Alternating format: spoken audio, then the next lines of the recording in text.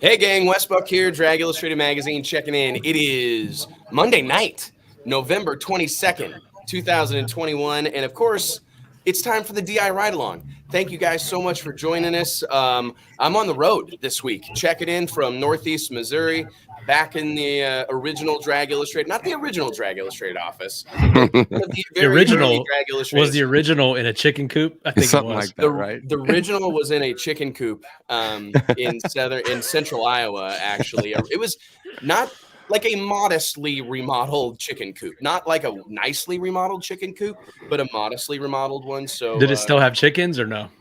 No, Just it had the holes shit. in the. It was rough. Yeah. To be honest, looking back at that, rough moment. But thank you guys all so much for joining us. I encourage you, please stop whatever you're doing and join us on the Discovery Channel as we take in. I think this is episode 5 or 6, and I think that might be times 2 because there's been a couple times there's been 2 episodes on. I don't know what the number is, but join us as we check out tonight's episode of Street Outlaws No Prep Kings Season 4 as the stars and cars of Street Outlaws No Prep Kings roll into Boise, Idaho. As you can see, if you're watching along right now, place is packed, elbow to elbow, wall to wall. And tonight we are joined by the one and only future Street Outlaws star, Kallee Mills, on the cover of our Drag Illustrated Women of Power issue, 2 years ago now? I've got I it. think Yeah, it was the last I room. believe year. so. Yeah. Last year. How time last flies. year. Yeah. Oh, how time flies. Daughter of the legendary drag radio superstar Dwayne Mills, Oklahoma's best. Thank you so much for joining us today. Thank you for having Kallee, me. this is going to be fun. We also have quickly going to have to get Lyle established on the payroll. You may go ahead and fill out a W-9 and send I don't it think to we can me. afford him. We can't afford I him don't know, after man. all this. Man. It's Nancy at dragillustrated.com if you want to shoot that Yeah, over you better Lyle. lock in She'll a get you rate set up. soon. I better.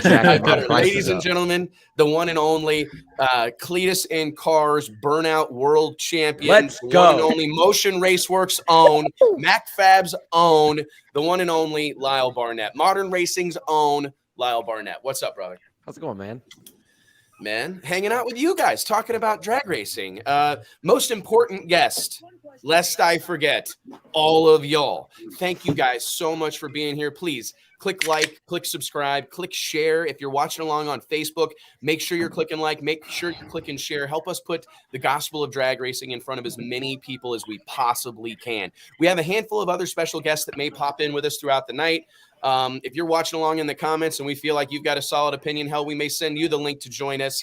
And I say that to entice you all to throw your thoughts, feelings, and opinions into the comments. Those comments mean so much to us. They help us in every imaginable way. And it's just fun to have a drag racing conversation with our friends on Monday night. It really is, man. I mean, we look back at these comments for weeks. So if you're watching on YouTube, make sure you subscribe to the Drag Illustrated YouTube channel. And without further ado, let's get into it, guys. I guess we were just joking about this, and maybe we should issue an apology, Mike, JT, to everybody. Lyle, you don't really get to watch the show when you're running your mouth the entire time. That's right. It's hard. But we're gonna try to follow along. From what I understand, Kallee, we're gonna see a little bit of Oklahoma's famous daughter, first daughter here. Well, tonight. I'm not sure if they're going to show. I know they showed it in the previews, but I know that it was on right before this because the team attack is what I've been running, which is really cool because anyone that has a car that fits the rules can show up on Friday night and draw a chip to actually race on the show. So it's cool because Pilgrim has allowed, us nobodies, the future Street Outlaws, to actually race these stars and kind of get some TV time, get our feet wet and see, if we'd be good on the show or if not. So in Idaho, I actually wrecked on Friday night. We got a brand new car out. We debuted it in Virginia. I was on 2 weeks ago in Virginia and then last week in Idaho because the team attack is on Friday night and they air it a week before the actual Street Outlaws No Prep Kings show. But so tonight will be Tucson team attack right after this show. Okay. I wrecked the brand new Kong cart in Idaho. I only had like 14 passes on it, but we just got out there, got out of the groove. I went to throw the chute. The chute got wrapped underneath the wheelie bar and it sent me into the wall. So, do you guys have you guys noticed? And we're so sorry to hear that, Kallee. And it's I was watching. I guess I saw a live video maybe of this moment on Facebook. I can't remember where I saw this, but I saw the grainy like from the starting line video, and I'm going, oh, and we all. I think I speak for everybody at Drag Illustrated, but when you have someone on the cover of the magazine, you kind of become part of our like extended little circle or family. You know what I mean? And you just, you even though we like, it's not like we're having Thanksgiving together, we all hang out all the time, but it's like, it makes a difference. I mean, you start to just have a little bit different of a. Well, we put our really good friends on the cover. You know. Yeah, that's pretty much. Lyle, how many times Lyle, how many times you been on the cover? We're not gonna talk about that. Well, the reason I said, hang on, I'm gonna point at the number real quick. Oh, here we go with this. Oh no! I'm never gonna live the point down. I'm sorry, big dog. Listen, the reason I brought that up and interrupted you like that, Kallee, like a super jerk, was because have you guys noticed that wheelie bar getting wrapped or parachutes getting wrapped around the wheelie bars? It seems like I've seen that. I mean, it's always happened, but I've seen it a lot this year. Don't you think? Like it seems like there's been a lot of those moments. Off the top of my head, I'm thinking of like Justin Bond and Brainerd. Justin Bond. There was one. I know Steve Keith Haney had a close call. I think at Martin maybe where the wheelie bars chutes fell between the wheelie bars and our buddy Tommy Cunningham. Yes, Kevin Rivenbark. Kevin Rivenbark had a weird deal where it really scary deal. It got wrapped around the tire or something. Blew the wheel tub out. Ripped the whole rear quarter. Oh yeah. Chadwick. Chad Reynolds in the house. Look at who showed up.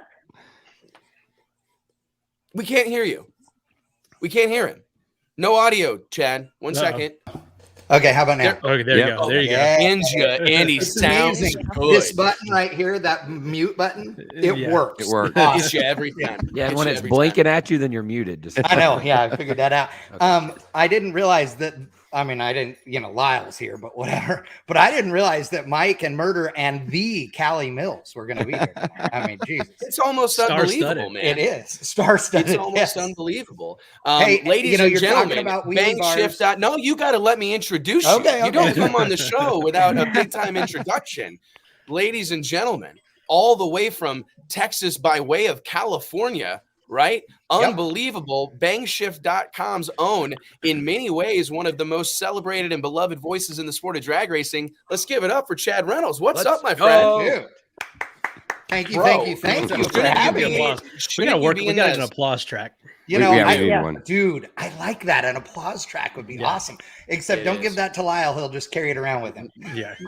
He's got that in his head. Yeah. It's on his AirPods. It's like number one track. That's what he's listening to. Like the easy button, I'm hitting it all the time. Clap on. I know, right? Oh my goodness. Thanks for being here, Chad. What were you going to say about the wheelie bar thing? Because I don't know that it's, maybe I don't keep count well enough, but it does seem like I've seen more stories about this on social media. So much so that our buddy, sponsor of the show, Tommy Cunningham at Stroud, like they've been making nets for the top of people's wheel, which isn't necessarily a new thing, but I've just seen several people talking about it. After the situation happened, we ordered wheelie bar nets for both of our cars. And I'll tell you why it's happening. One of the reasons is because there's no longer, this is going to sound so bad. It's okay. Send it. Sanctioning bodies are no longer dictating what aero mods are or are not allowed. Okay. So you get a sanctioning body like NHRA, they have such specific rules, right? On how long the wheelie or on how long the rear spoiler or wing can be, what the spill plates have to look like, all of those things, what wicker bill can be on it or not. Well, but with everybody running what we'll refer to as outlaw pro mod cars, there's no rules on that in a lot of cases. Well, the problem is you get the deck of this thing longer because you get way more, surface of that spoiler back there, which makes the car way more stable. I mean, it's a good thing from that standpoint, but then you still mount the parachute in the normal spot and it's got so much more, spoiler hanging out there. It just can't get out there and get the air in it, and it circles under like Lyle was showing. And it's just a combo of those little things. And the other thing, and I got to tell you, and I know Lyle will agree with me on this, Lyle's Pro Mod car runs spring assist parachutes. And I am a firm believer. The air launchers, the aluminum rod for the air launcher is so flimsy. If it's bent even a little bit, it totally slows down how those push out. And I know a lot of people that are in love with the air launchers. I am old school. I like a wind up spring launcher. You know, it's going to work every time. Yeah, those things are fragile. Yep. They've got Stevie, ours had a carbon disc too. Carbon disc, small little rod. And I mean, you got to be super careful when you're pushing that thing in. Yeah, because if it gets kinked at all, like it'll go in still. What people don't realize, you're pushing such on a good way point, harder than it's shoving out. I'll be honest. You know I started inverting the chutes from how I used to do them back in the day with the spring loaded. Yeah, I'm inverted. I need t-shirt. I used to pack them with like the opening facing the launcher, and that worked forever because then that little mini chute catches it. Yeah. But with that way with the air launcher, we ran into a couple where the open part of the pack caught on the disc, ripped the disc off, ripped the launcher off. We had problems. So I started turning it around and put like the flat part against the chute or against the launcher. So they're weird. It is. And why do you you know think what? that's not like something that's more heavily monitored, Chad? Say that again.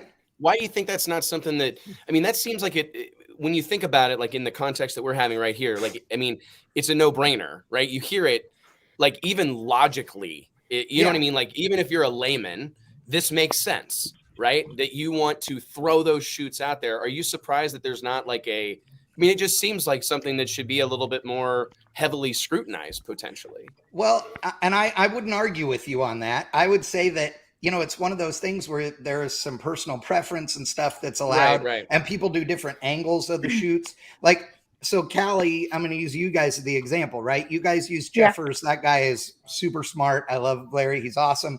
He builds your cars from the front to the back. When you get your car from him, I mean, you guys may have to do some stuff with the drivetrain as far as, you know, engine and transmission, but he's built you a complete car. A lot of people buy a car from, you know, from Larry or from, you know, Tim or, you know, any of them, right? And they buy a car that's done, but not finished. So maybe they're doing some work to that car that isn't exactly the right length of parachute mount to go with everything else that's on the car. And they're just going to buy whatever mount. They're going to buy the mount from so-and-so.com and they're just going to bolt it on, you know, like they're not worried about that. They're just like making sure they got the right bolts or whatever. Right. You know what I mean? That's a great point, man. They're not probably taking it to see Lyle and the guys at Modern, like the best fit and finish shop in the country or whatever. Like, I mean, and there's no shame in that. How many, like, you know who I saw racing 2 weeks ago? Yeah. Blast from the past. Down in our neck of the woods, Doug Reestrer. Oh, geez. I mean, the dude, Doug Reestrer, a legend in the door slammer drag racing world. Built his car himself in his basement. Yeah. Yeah. Okay, well, here's the thing. But think about this. If I showed up next week at a pro mod race, right? If I show up at Snowbirds in a pro mod, I had to build it and it shows up on an open car trailer. Like, you know, I mean, I don't own any of the other shit that's needed, right? So, so you know, I'm that guy that's going to be like, hey, Lyle's got some used junk I'm going to buy. Like, you know what I mean? So yeah, maybe all the parts don't go together, you know, and again, that's no judgment. I just look at it and I think, and Kallee knows, and Lyle, you've had it happen too. It's scary. I mean, and you know, I've been in a pro stock car that had a parachute that, you know, got caught up in the wheelie bar, but not bad. So it didn't cause an issue. But we all know also when you're in the car and something weird happens in the shutdown, like it's scary. And I mean that, like, we all know it. Like, we don't freak out because we're drivers. That's what you do. But man, I was in a car one time at Moroso, or no, not at Moroso, at Gainesville. Go through the lights, pull the chutes, and at the exact moment I hit the chute handle, the right rear tire explodes, rips the tub out of the car, like destroys all this. Yeah. Well, your brain is like, what did I just do? Well, the tire blew up. And something like the parachute, that's supposed to be like a safety thing. Like, I've always been taught, you know, if you get out of the groove or if the car's sideways, you can throw the chute and it'll straighten you out. Well, the shoot's not there to make things worse. It's there to make things better. So for me, I know after that happened, I was honestly like a little bit nervous. Like, well, next time if I throw the shoot, is it going to do the same thing then? So, but we got it all Let's worked talk out. about that. I What have a was the, solution though for all of it. Oh, this ought to be good. Outlaw wheelie bars. Oh, yeah. The Brett Kepner rule. Yeah. Yeah, Yes. the Brett Kepner. Outlaw Probably wheelie the- bars, baby. Yeah. On Hey, the real bumper, quick. bitches. Let's go. I'm sending you Donald Long's contact chat, and you just get on his show. Yeah, You know? yeah. Oh, God. No. Just joking. Yeah. Hey, Big tires and wheelie bars. That's what we do. Oh boy. No. Yeah, no. Listen, Probably the Real easiest quick, thing though though. would be to mandate the net on the wheelie bars. That's probably the cheapest Yeah. and easiest and probably the most foolproof thing to do. It's not going to save every case of something weird happen, but probably 90%. I of them totally don't understand why that's not like a mandatory thing. Like sometimes we have to force these folks, right? Drag racers, by and large, are a reactive group. That's okay, and it's kind of part of our DNA. I mean, we're inventive and an innovative bunch, by definition, for sure. Outlaws and people who push the envelope. But sometimes we need to have someone mandate, hey, listen, we have to protect you from yourselves. This thing weighs 12 ounces or whatever, and you're probably not going to put it on here because you think it's going to somehow slow your car down. But here's what we're doing. We're putting these nets on there. I want to know, Kallee, I think that this is something that doesn't get talked about. So two things, and we'll kind of spread this over the first half of the show here, the first part. Let's just go through. You mentioned this early, right when we were starting the show, and I want to get Chad in on this and Lyle, because Lyle had a really unique experience this past weekend at the 2.4 hours of Le Mullets, followed by Cletus and Cars, both two very celebrated events with a lot of following online. Kallee, you mentioned that the Future Street Outlaws, like the team attack deal, it's basically open big tire. Are you guys proud of the investment and of time and energy that you guys are making in this type of racing? Because to your point, anybody who's willing to pay the $200 or $300 entry fee can come be a part of this scene. No, you're not going to necessarily be on Discovery tonight. No, you're not guaranteed a spot against Big Chief, but you are getting yourself in the mix. Like, can you take us through your process, your dad's thought process, just kind of what you guys thought about this? And because, I mean, we're proud of you, because I wish more people would do it. Okay, basically, when the first car that we built, the Golden Calm, when my dad was driving, they didn't have this option. So, we were just showing up racing the Future Street Outlaw class on Saturday night, and that wasn't filmed at all. So this season, they started this new team attack thing. So the team attack, you actually have to have a car that is legal for the invitational. So and it doesn't really cost to even run it. Like, we don't have to pay the $300 or whatever it is. You show up on Friday night.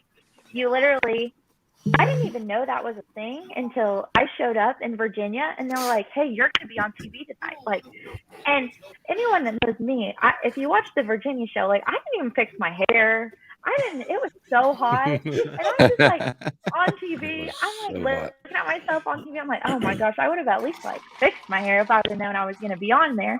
But they're like, okay. So let me just teach you something. You got to do like me and just can stay ready. You know what I mean? Just stay ready. There you always stay pretty, ready baby. for the Always big time. pretty. Always pretty. Yeah. No, I'm just playing. So, Continue. Basically, I show up. They're like, "Hey, you're going to be racing the team attack tonight, and this is in Virginia."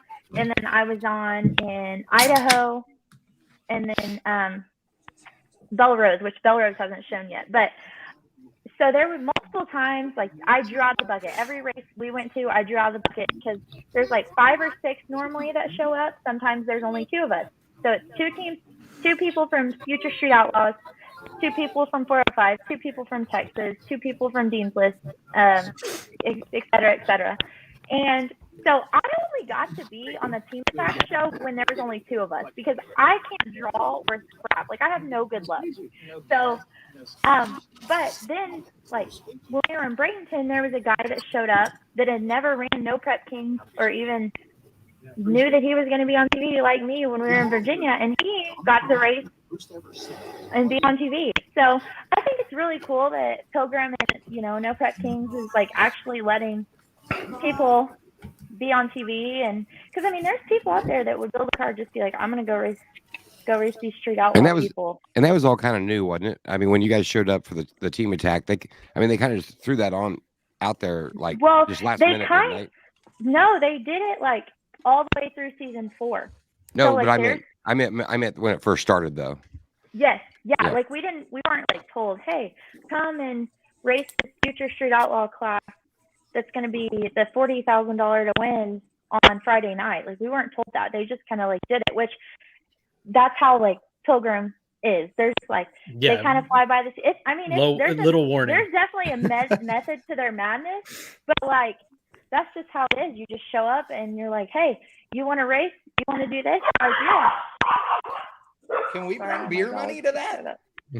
No, that's what I was just going to say, because there's a ton of talk, online. We all see this every time you get on social media. It's like, oh, if they'd let me on there, if they, I would clean house, I'd mop the floor with these fools.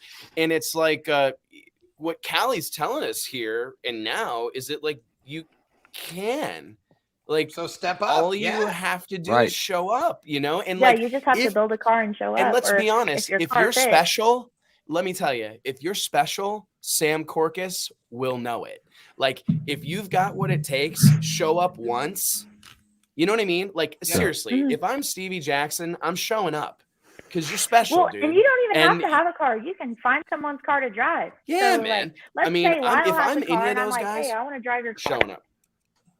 You got to show up, right? Isn't like being present 80-90% of the battle, just being there, and I get surprised sometimes because it's such a hot button subject, but it's like, hey, listen, I understand you're not guaranteed a spot on the show, but if you show up and clean house like you forecast yourself to do, and you think that you're a special guy or you're a personality or you're a guy that can move the needle, show up. Oh, my daughter's watching. Check this out.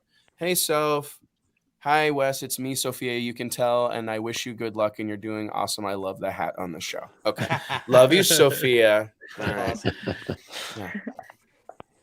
Sorry, I derailed us. But don't you think somebody else chime in on that? Lyle, how long until we're going to see you just show up? Maybe soon.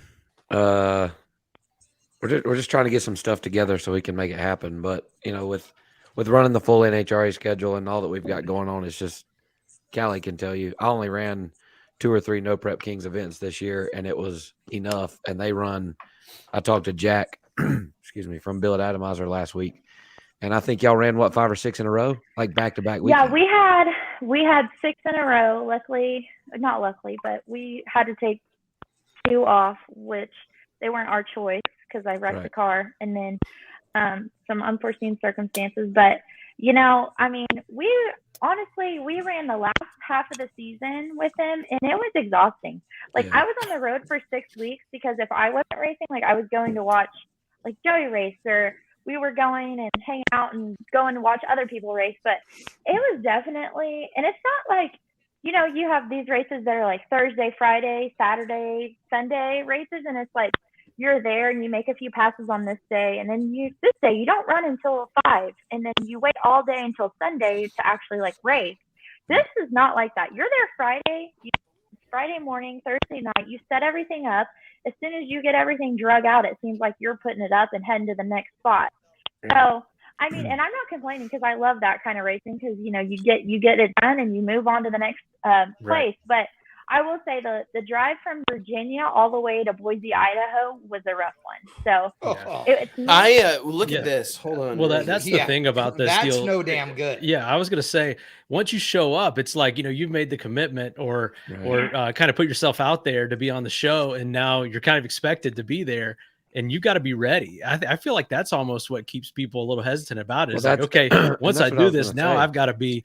Now this is a huge commitment and a grueling schedule, and so it's really no joke. So it's kind of all in or all out. If you're going to run the schedule, like, you have to do it for a living. And I would say that the majority of the ones that run the entire season, that is what they do.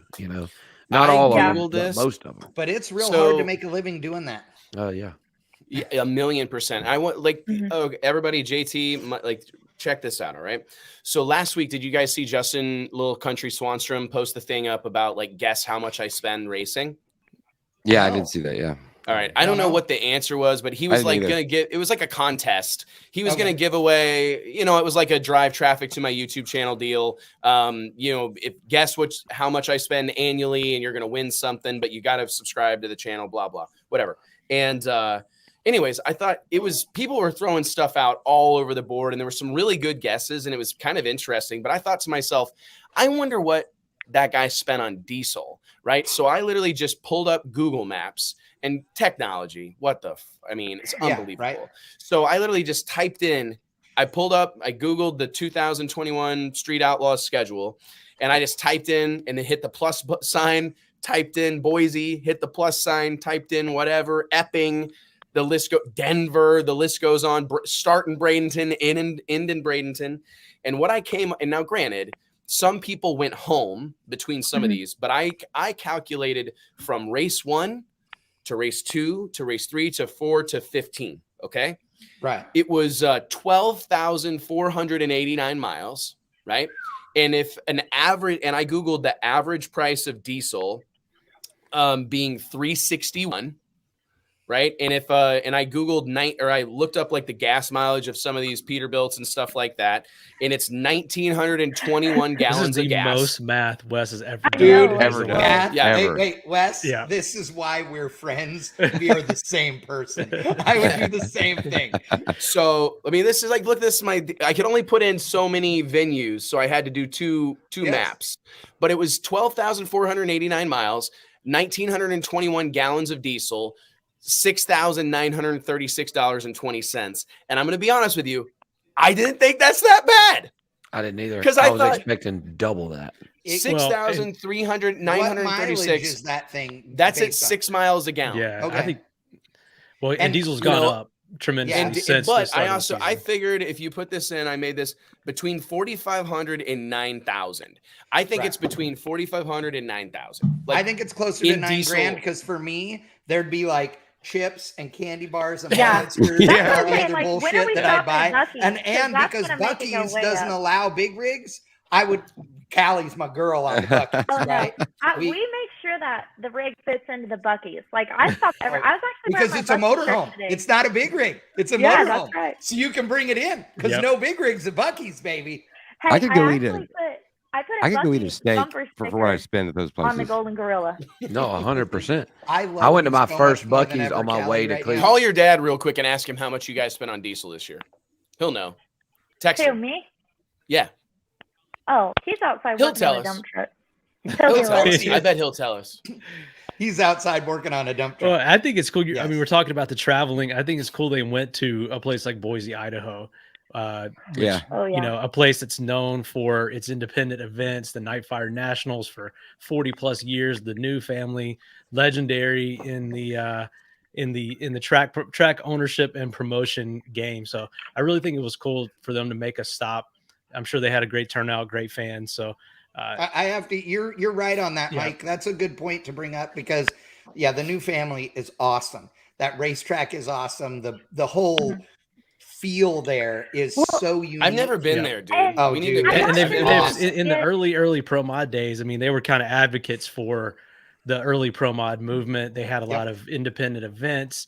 And then of course the whole West Coast, I don't know, it was pre PSCA, but whatever the association was of like the early West Coast pro mod guys, that was their stomping grounds as well. Yeah. And you know, it's funny, you know, you say that, Wes, about racetracks that, you know, we haven't been to or whatever. This year, so many racing series went to new racetracks, and like Midwest Pro Mod went to observation. You're right. Great Bend. And Midwest went to SRCA, in Great Bend, Kansas, which, you know, Kallee, you were there. I mean, it's this big. Yeah, dude, this place is bonkers, though. Like, the whole joint is ran by volunteers. 100%. Literally, the dude the lady who runs the timing system in the tower, which I was like hella flirting with this gal. She's an older lady. She got a cane. And I'm like, oh, you're right up my alley, sweetheart. And I was driving her crazy. But she's been there for 27 years, never missed a race. The guy who's the foreman of the property never missed a race. He has to take time off from his real job to be able to do it. It's absolutely unbelievable, man. I mean, Keith called me and said, hey, what racetracks do you think we should go to? And I said, do you have SRCA on the list? He said, yes. I said, do not miss it. Like, they just made it all concrete by raising money, right?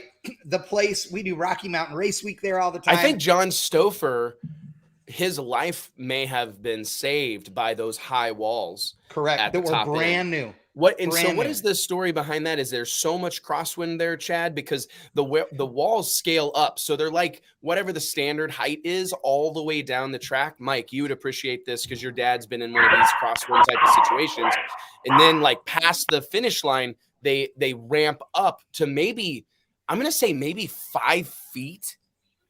Concrete walls. Yeah, I don't know what the height is down there, but I can tell you that I've seen that more and more at newer racetracks. Yeah, really? Vegas I think does that too. Yeah, all the Bruton Smith tracks have that graduation up towards the last few hundred feet of the track. Yep. It's significant down there. And John Stouffer, when he got out of shape, I think at any other track like that, a typical 8th mile, nitty gritty track, he's in the grass, he's in a scoreboard, he's in a beam field. Very scary, man. That place is rad because you could run 2 miles and never run out of okay stuff to drive on because it's huge. I mean, it was an old Air Force base. It's also the location of the very first NHRA national event in history, right? It was the U.S. Nationals was there. I mean, it was the place. And it's the racetrack where Daphne ran her quickest and fastest pass, right? On her last race, like that place. That's amazing, rad. Man. We actually put her ashes in the parachute of McGilton's Camaro. I've got that video on my phone. Yeah, and it was the first run he ever went over 200 miles an hour was with her in the chutes. And I was next to him in her car. Like that place is, for me, is real special. But it's just a rad racetrack. Like it is. It really such a is, good place. man. There's a vibe there and an energy there. I got 2 questions. 1 second. Yeah. Ben 660. Is Buc-ee's really that good, bro? Yes. It really is. Yes. Hey, I went to my first Buc-ee's on the way to Freedom Factory last week. I don't even know what town I was in. And and life-changing. We tried to go to Buc-ee's when I pulled we in the visited parking Fort Worth, lot, and you talked us out of it. I've never been. 100 gas pumps. Never been. Yeah. If it was on our way somewhere, we would go. Yeah, it was like 45 minutes out of the way. Yeah. Dude, I did the route for Rocky Mountain Race Week 2.0 and made them stop at 3 Buc-ee's on the trip this year. What's so great about it? Give us the top 3 or things about Buc-ee's. 100 gas pumps, barbecue, and all the snacks any human could ever want. Their beef jerky is unbelievable. It is. Good point, Lyle. Have you ever, Mike, just needed to lose $200? No. Have you ever I've not found myself in that position. Have you ever been in a situation where you're like, fuck, I got $200 that I need to burn right now? You know me, I got plans for every shit dollar. I don't need. And you just need to go to a Buc-ee's because you're fitting to buy some, like, I don't know, farm to table Skittles. Yeah. So you're saying I shouldn't take my wife there? Oh, dude, your kids She's gonna find some stuff to buy. Or Sophia. It sounds like Sophia might just need to like move in over there. So that sounds like her they kind got of swimsuits, bleach towels. Yeah. Okay, they have a blanket for every holiday, and then like plus some. So like the summer, they have like a bright colored blanket, and then they have like a Halloween blanket, and then they have a Christmas blanket, and then they have just a normal regular Buc-ee's blanket. And the Buc-ee's blankets, I'm telling you, do not lose their softness, and they're the best like napping blanket because they're like just the right, Do you have a specific napping blanket? Oh my God. Your nap game must be strong. You need to text my Richard, wife. they're coming to more and more places. Richard Hungwell. So just look them up. Ben is asking barbecue at a gas station. They have brisket, taco brisket burritos in the morning. So good. And they say this thing. What do they say? Fresh brisket on the board, or whatever. And they're over there chopping shit up. It's bad. I'm gonna check this out next time. So when we go to Ennis or like XRP, We literally have Buc-ee's for every single meal. And he doesn't just like go get the brisket off of the deal. He like goes up to the guy at the butcher stand. He's like, excuse me, can I get 5 pounds of fresh brisket or pulled pork or whatever? And he makes these people go and get, like, make him fresh brisket. I'm like, Dad, really? Then he like brings it in the motorhome and sits. Well, you don't want the lukewarm brisket. Yeah, you don't want the lukewarm. This whole like Taj Mahal gas station thing is a Midwest thing. Lyle, all we have in North Carolina really is just like the sketchy corner store. No, dudes hanging out in front of it. Not true. Are you guys in the trap? We're in the trap. Yeah, we just started getting QT. Hey, I like Q. Like, Quick Trip. Yeah, a few years ago. Nice, man. Yeah, we just started that. We've got Casey's. Tons of Casey's. All right, real quick. Oh, yeah, all right, let's go around the. So this is a great segue because I feel like we've already set the bar, or we had the conversation about gas stations. Oh, Mike Bowman, the Lord and Savior of Pro Mod drag racing, is on TV right now. The winner of the first ever Drag Illustrated World Series of Pro Mod, $100,000 on Thunder Mountain. Basically, he, like, no offense, Mike, he and your dad invented Pro Mod. Like, it wouldn't even be relevant if it wasn't for Mike Bowman. It's a fact. He won the big one. He won the big one. He did. He submitted it. He won the big one. Man, you can tell the schedule. Mike Bowman's normally clean cut. And I you know can tell the this homeboy's got really a full beard. Yeah, he just looks like he crawled out from underneath the trailer or something. Dude, Bowman It's awesome. is such a character. And I hate to say this, but I've seen that guy, you know, on fire, sideways, upside down, in the sand, in the air, way more times than anybody should see anybody at, like, dude, Bowman. But he's such a riot. Now he's building a new car too, right? Yeah, I think so. Yeah, right? because I think I saw his Is this cars still for sale. turbo or is this switched to Pro Charger? No, turbo. Yeah, Yeah. turbo. And I think I saw this car for sale. Chevelle still, remember. So, yeah. And now the only thing wrong with the OG Bowman. Chevelle is that they Whether calmed like it it or down not. because at Vegas, that thing used to leave the starting line, and at about 100 feet, it'd pick the front wheels up and sit on the wheelie bar to about 1,100 feet. Every single run, front end in the air, a foot. And every live stream, people would just love it watching Bowman go down the racetrack. Oh, dude. Yeah. I'm such a big Mike Bowman fan. He's a great guy. He's a great dad. He's a great husband. He has a wonderful family. Yep. He's a do-it-yourselfer at the, like, realist level. You know what I mean? Like, he's another guy. Chad, you mentioned this earlier. Like, if he wasn't able to do so much of this stuff himself, he wouldn't be out here racing. And I think I love that being part of the narrative, to be honest with you. And seeing him have this opportunity to shine, because he's accomplished way more, in my opinion, than it looks like. Do you know what I mean? Like, he doesn't have a stack of Wallies. He doesn't have, you know what I mean? A multitude of but this dude's been in the conversation for so long, and I'm just a huge fan, and it's great to see him have this opportunity to be on this platform that is No Prep Kings. And two things, Chad, are you watching the show? No. Oh, you need to turn on your TV somewhere, because that's part of this whole thing is watching No Prep Kings. I had a funny feeling Lyda didn't even tell you what we were doing. No, I have no idea. Yeah, we're watching the show. And then I was going to use this as a segue. You're asking a lot. Yeah, so I don't have a TV we in did. this room. I don't even have a TV. You're either. I'm in my okay. garage. Yeah. Okay. Lyle's not watching it either. Okay. Well, Lizzie just about crossed the center line. That was as close as you And can how's get. that different from? Yeah. Oh, I'm sorry. Yeah. I did not. Okay. So real I'm quick, sorry. let's go around the She'll room. kill There's me. 6 big opinions here. We just established that Buc-ee's is the all-time greatest gas station. Yes. I want to, Lyle, you were going hard in the paint trying to lure Waffle House in. What's your late night diner of choice, guys? Let's start. JT, Waffle House, IHOP. What's the other one? If everybody does not have the same answer, if we're talking about leaving the racetrack, like after midnight, you've worked all day. Yep. Yeah. Lyle knows my answer. If everybody doesn't have the same answer, I'm getting off. My late night choice is probably Taco Bell. But Get out of here. Yep. No. No, that's But only I'm if you talking can about- only go a drive-through. What? It's Taco Bell. It's I'm- only because Arby's is closed, right? That's right. JT? And that's because I'm probably leaving a bar actually, and like it's the only thing open. Okay. Yeah, Now, yeah. wait. Kallee will agree with me that instead of Taco Bell, even though I grew up in California and that's the jam, you must go Taco Casa because We don't have those. because they We have a don't have chilada which is like an enchilada from Taco Bell. But that's a whole other discussion. So so JT, you're saying you're late. Okay, let me narrow it down. What's the other one? Waffle House or Huddle House? Waffle House. I'm a Waffle House. Waffle House. Yeah. Huddle House is only there because Waffle House isn't there usually. So Waffle House or Huddle House, Chad? Waffle House.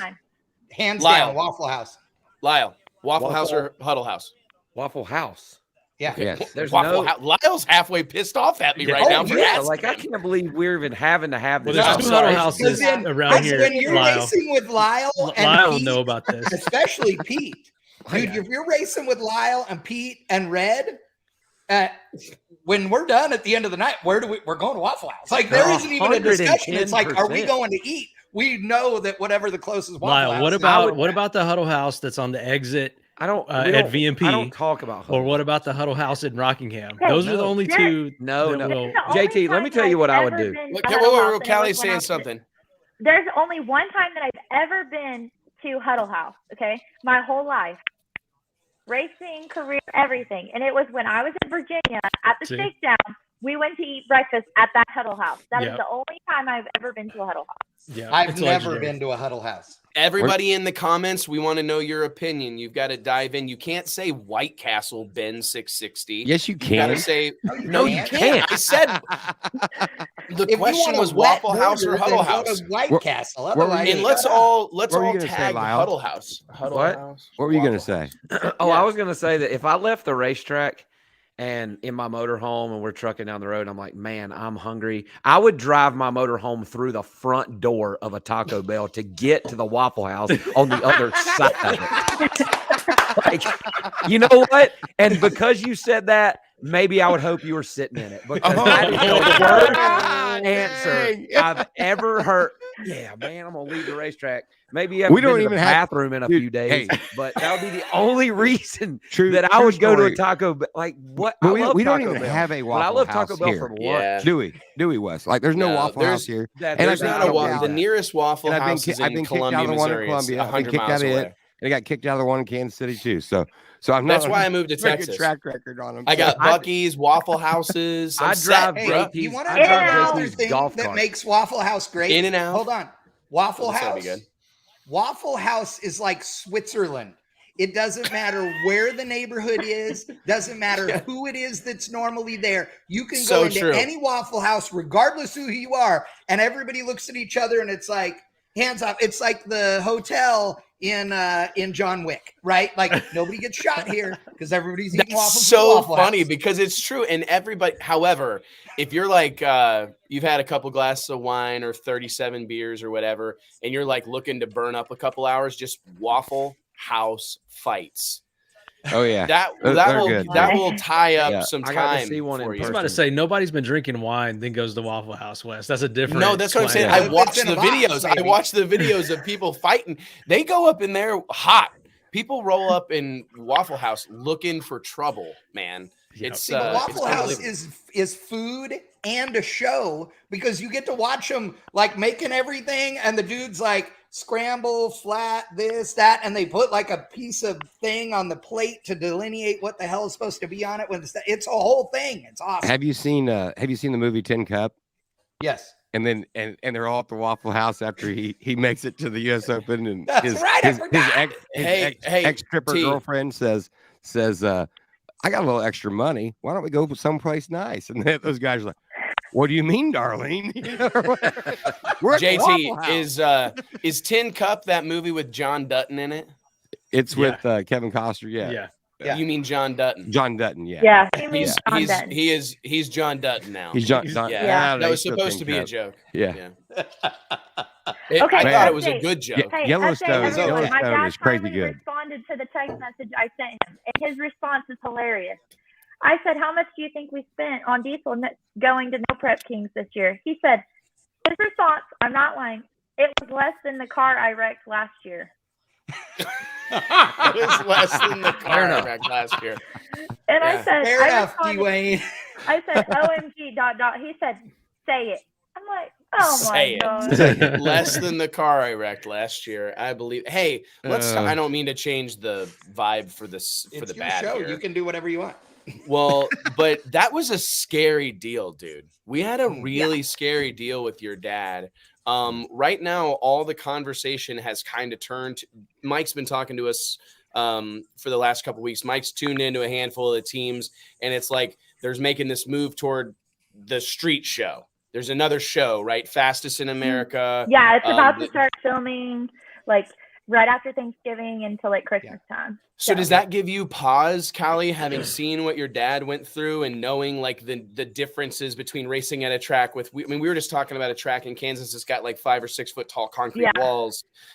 Is it hard for you to wrap your head around, you know, some of these guys headed out to some stretch of etched concrete in an industrial area or whatever to drag race? Yeah, I would definitely say I wasn't for my dad going at all. You know, we're track racers, and we've always said, like, you know, because we're right here in Tulsa, which is right outside 405, where Ryan and all those guys are.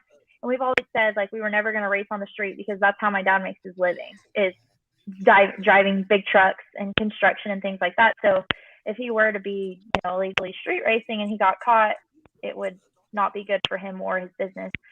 So I wasn't really for him going street racing in the first place. Like, me and my mom weren't there at all, which is good in my opinion, because I'm telling you, if I was there and watched that happen and had been on the the street, which is the starting line or whatever, I don't know if I would have necessarily even gotten back into a car after what the car looked like. Like, I didn't even go look at the car because that car and me had a lot of history. Like, that was the first car that I really, besides the Panda car and the X275 car, me and that car, I mean, we were on the cover of Drag Illustrated together. That was the first big tire car I ever driven. That's, you know, it was just a lot of stuff. And people probably think I'm weird. I mean, Lyle, you guys, everyone can probably attest to this. Like, when you drive a car, it's like they become like your family or something. And like, when they brought the car home, they didn't even bring it. I didn't even go look at it. I didn't see it. They took it down underneath the portable building and cut it apart to take it and throw it back behind the shop. So, I think, I mean, to each their own. You know, these guys make their living doing street racing. That's what they have going on right now, just like they got done with No Prep Kings, and that's what they do for a living. So I think it's for some people, and some people it's not really for. And I would say I feel like I don't have the experience to go out there and be on the street and in such a caliber of car like the Golden Grill or the Golden Kong. But some of these guys, you know, they've been doing it for years, and everybody wrecks, and you just better hope that you have the right safety equipment, because I know for sure if my dad didn't have the right safety equipment, that he wouldn't have made it through it. No, it's definitely an acquired style of driving. Like, I've not to that level, but I've been done a bunch of no prep racing over the past couple of years, and like, I have a whole new respect for what they do or what you guys do. It's way different. You can't really compare it to anything else. Maybe some of the lesser prepped pro mod stuff, but it's still way different. And like, you either drive the car or it will drive you where you don't want to go. So, you know, and I feel like it's also like dad, like when my dad talks about it, like I hear him talk about it, and he's like, it's a whole beast, like in the throttle, but he's like, getting a car slowed down from, you know, 190 mile an hour on a street that's not prepped is almost as bad as trying to get it down the street. Yeah. So, I mean, I've never done it before. Do I ever think I'll do it? I'm not sure. You know, I mean, there's guys calling me and like, hey, are y'all coming down to the streets? Do y'all come in? And I'm just like, I'm not. As a driver, I've never put myself in a situation that I wouldn't be comfortable in. I mean, you know, at the track, it's a different story because I mean, you're tying yourself to a beast. You know, you never know what's going to happen. But I just feel like it's a lot safer. You're controlling a slew of variables by doing it at a racetrack. Yes. Yeah. Exactly. So, and I'll tell anybody, I'm like, no, I'm not doing it. Like my dad, he is peer pressure. Like but I am like hard headed. I'm like, no, I ain't doing it. I ain't gonna do it. Well, I gotta tell you, man. I mean, I'm not. For you to come on here, Kallee, and acknowledge that you don't think you have the experience to be in that situation, I think it says a lot about you as a human. I mean, beside race car driver, I think it says a lot about you as a human that you just, I mean, and that's something like, I think that knowing about yourself, self-awareness is like the ultimate life hack right? I mean, it really is like knowing where you're strong, where you're weak, knowing what you're good at, what you're bad at, knowing situations that you're vulnerable, situations that you're especially strong. Like that's the ultimate life hack. And I think to hear you say that in a public forum is really cool. And I applaud it.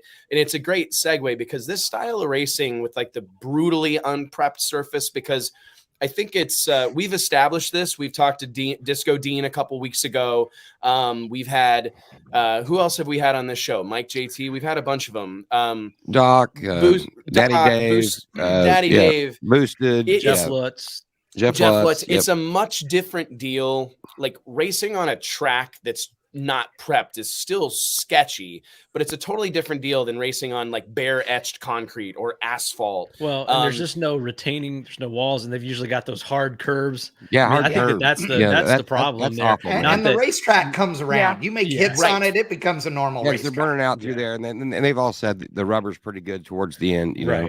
Yeah, I just think that's the big thing. I mean, anything, even in your dad's wreck, Kallee, it's just the curb. It's what happens as soon as it hits anything that's not that street. I mean, there's even if it was a flat curb or grass or whatever, that's where the problem begins on that whole deal. Does it take so much away from the show if they just put Jersey wall up? Because most of the roads that I see them race on are fairly wide, so they could afford to put the Jersey walls right inside, butt them up to the curb, you know. But does it take enough away from what the show that they're trying to put on and portray that they this can't is a great do question. That? Like, I just don't get it. Like, I have a hard time wrapping how many cars have to get tore up, how many people have to get hurt, like how much of that has to happen before they just add just Jersey wall, you know. Like, I don't know, dude. Well, the cars are going so much faster too. I have to believe that the cars that they're out there filming in a couple of weeks are dramatically faster than the original. Well, there's series nothing. Justin Swanstrom is taking the very car that he finished third in the points in. Like, it's no different. Which we watched go 383. Correct. Right. Yeah. So at nearly 200 miles an hour. So and I can tell you that I know chassis guys who are building shocks and struts for a bunch of these cars who have told me what the numbers are. Okay, from the data logs, what they pull NPK or on the street? On the street. On the street. What numbers they're pulling on the gauge in, you know, Oklahoma, what they're pulling in different streets around the country. Dude, these cars are still hauling ass. Okay, on the street. Yeah, it is insane how quick and fast they're going. And it is, like you said, Lyle. I mean, I intelligently, I will tell you that street racing is not smart and blah, blah, blah, all those things, right? But I street raced a lot growing up, okay? And I wasn't in cars that were this fast at all, okay? But nonetheless, I know it wasn't the smartest thing.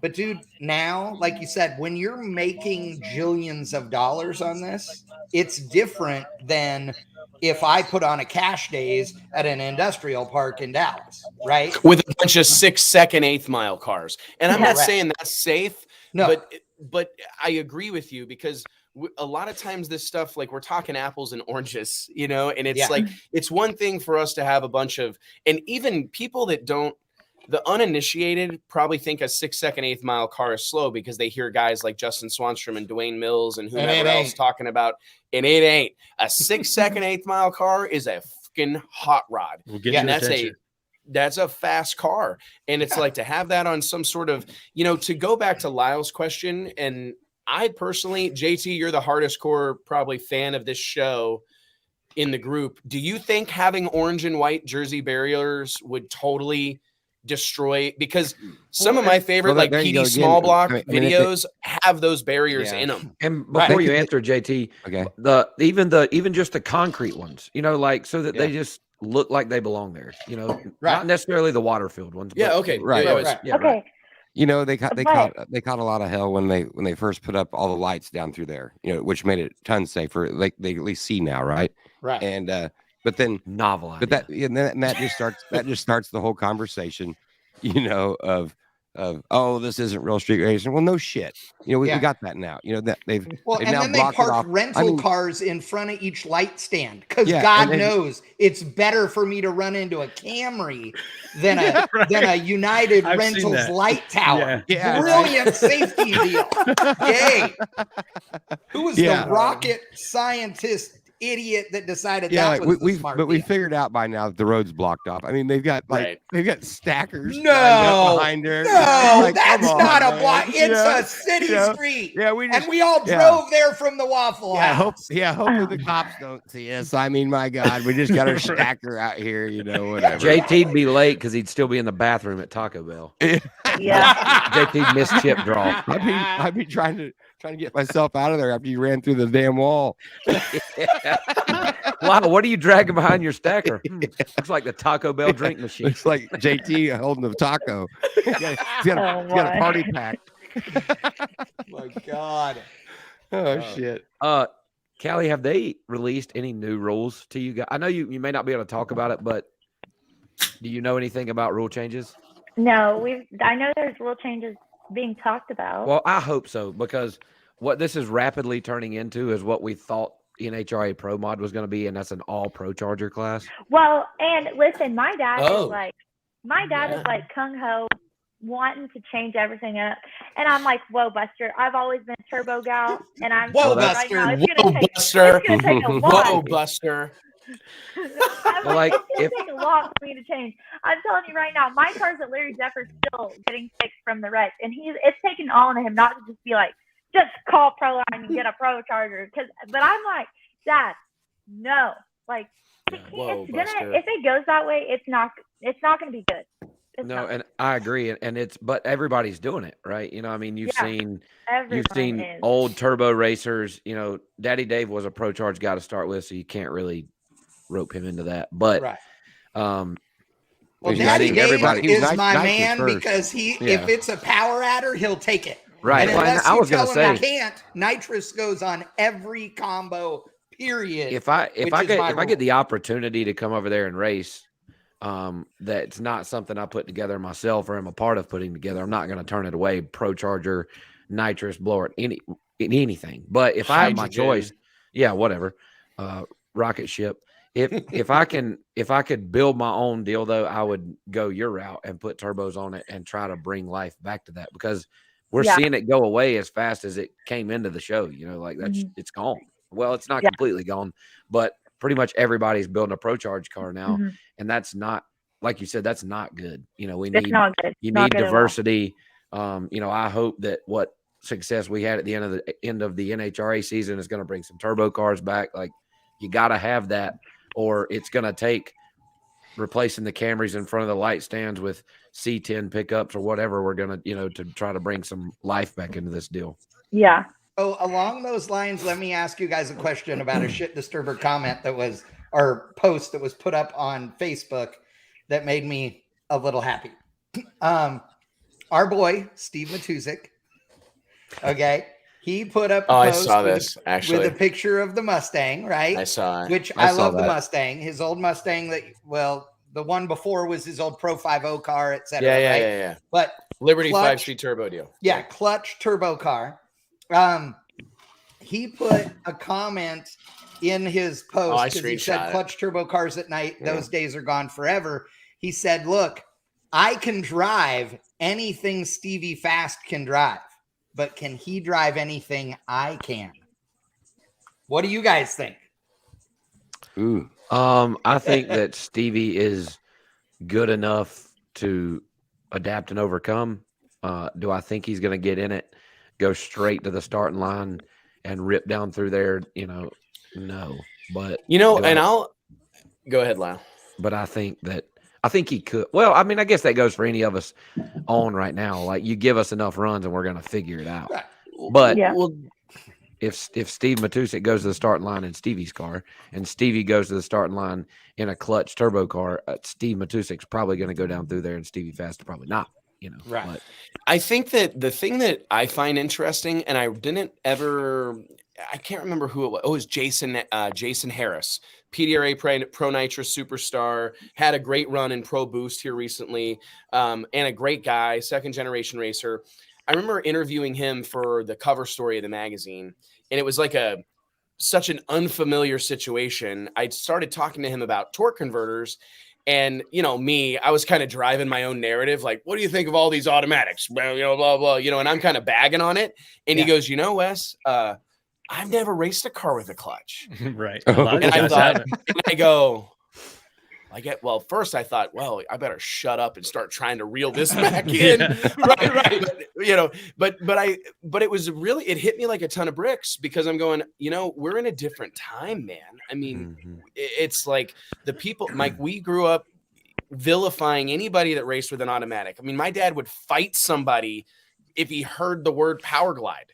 Right. You know what I mean? Like, those were fighting words. That actually is a cuss word, power glide. Yeah. Power glide is like, I mean, I may as well say I'm transgender or something. Like, it's very awkward, and it's a whole thing. And it was like, literally, I couldn't believe it when I was hearing this, but I think that's much the case. Like, I venture to say that, well, I don't know this, but I'm very positive that Stevie Jackson never regularly campaigned a car with a clutch in it. That's just it's a bygone era in a lot of ways. I had my pro stock license before I ever drove a car with a trans brake. Yeah, man. I mean, I legit had driven stock and super stock and all these other cars, always foot brake stuff or clutch. Dude, cars. I remember the first time I drove a car with a trans brake in it, I let off the button and the gas. You know what I mean? It was just like such an awkward thing. So, I do have something to say about this. Scott Palmer, one of my dear friends, he's an awesome human being. We love him. Yes. Yep. Came to Novak Kings in Texas with the Corvette. Literally, you can talk to him. He's like, I don't know how to drive anything that doesn't have a clutch in it. He's like, I suck. That's right. I don't know how to do it. So, I mean, it just depends on the person. I mean, Kallee, have you ever driven anything that didn't have a converter? Car the first time, Kallee, I remember that. No. I honestly, I don't even know how to drive a stick shift. Like, but here, interesting fact, and I'm not going to name names. It is 2021, but I'm not going to name names. But I remember having a conversation with Randy Meyer, right, who's legendary top alcohol or A-fuel dragster racer and what's the word? Team owner. Yeah. Guy has put more dudes in winning, more females and males in positions to win than maybe anybody in drag racing history. I would argue that he's in the conversation for having put more people in a position to win than anybody else in this brand of racing, right? I agree. At that level. Yeah. He told me one time it was in St. Louis a couple of years ago. We're leaned up against the guard wall. There's an oil down or something. And he says, man, most of the people that come to me that want to drive my A-fuel car have never driven a car with a stick shift in it. They couldn't even drive a Jeep Wrangler with a 4-cylinder and a 5-speed around a pasture.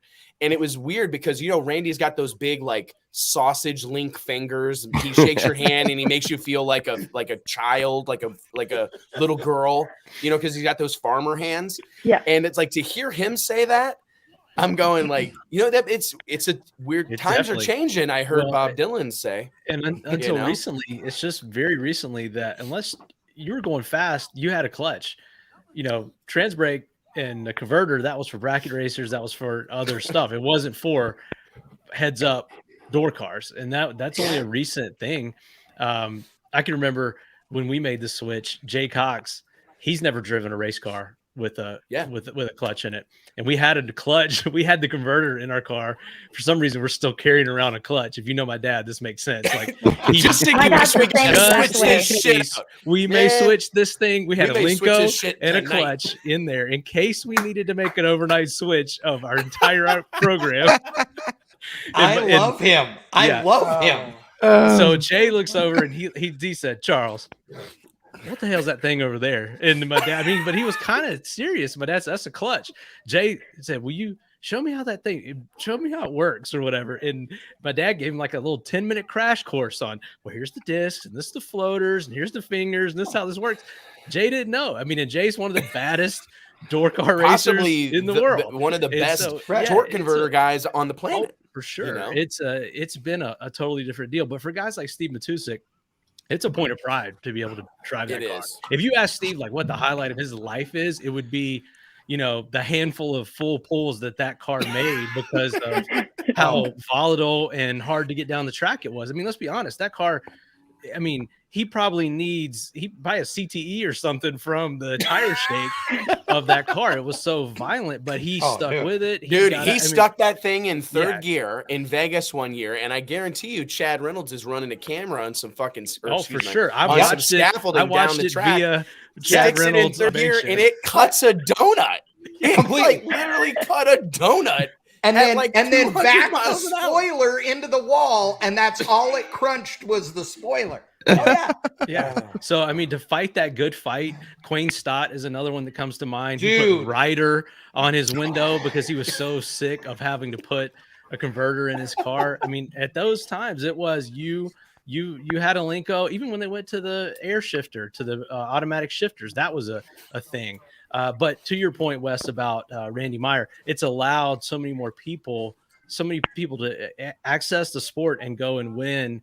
And for him to be able to put people in those cars and for it to be a legitimate way of life and a business for him, you know, when you had it was pretty brutal before when you only had clutches and manual transmissions. So Mike, do you think if I said I was going to have a clutch only pro mod race next year, one race, Ennis, whatever, how many cars are even in the country that could come? No, we can't find enough Linko parts to get that going. I know. That's what's so sad. Yeah. Mike, have you been down to Pat Musey's shop lately? To the engine shop or his new shop? I haven't been to the new either shop. One. I didn't know if you talked to him. I didn't know. No. Was he pretty wore out after all this? Oh yeah, he is 100%. He sounds more worn out than Lyle does tonight on the show. I'm pretty out there. You know, Lyle, do we? I was gonna say I've got to get out of here in a second, but I'm gonna plug my fundraiser one more time. Yes. This is the last week. What's the number at right now? And I owe you $1,000. I gotta send you $1,000. I owe you $1,000. Let me see if I can find it real quick. What is this fundraiser? I haven't even heard about it. Oh, Kallee? So funny you should ask. Lyle's ready to tell us about it. So every year, the burn center that I was in down in JT, Augusta. put Lyle on camera. Yeah, put the link. I'm trying to find it. And put the link. No, make Lyle big. Start talking, Lyle. Every year, around this time, the burn center that I was in down in Augusta, Georgia, the JMS Burn Center at the Doctor's Hospital. I do a fundraiser there for the kids that spend their Christmas holiday in the burn unit. Like I've said before, majority of the people that go into that burn unit were airlifted there or are relocated. It's one of the, the biggest ICU burn units in the Southeast, and the best.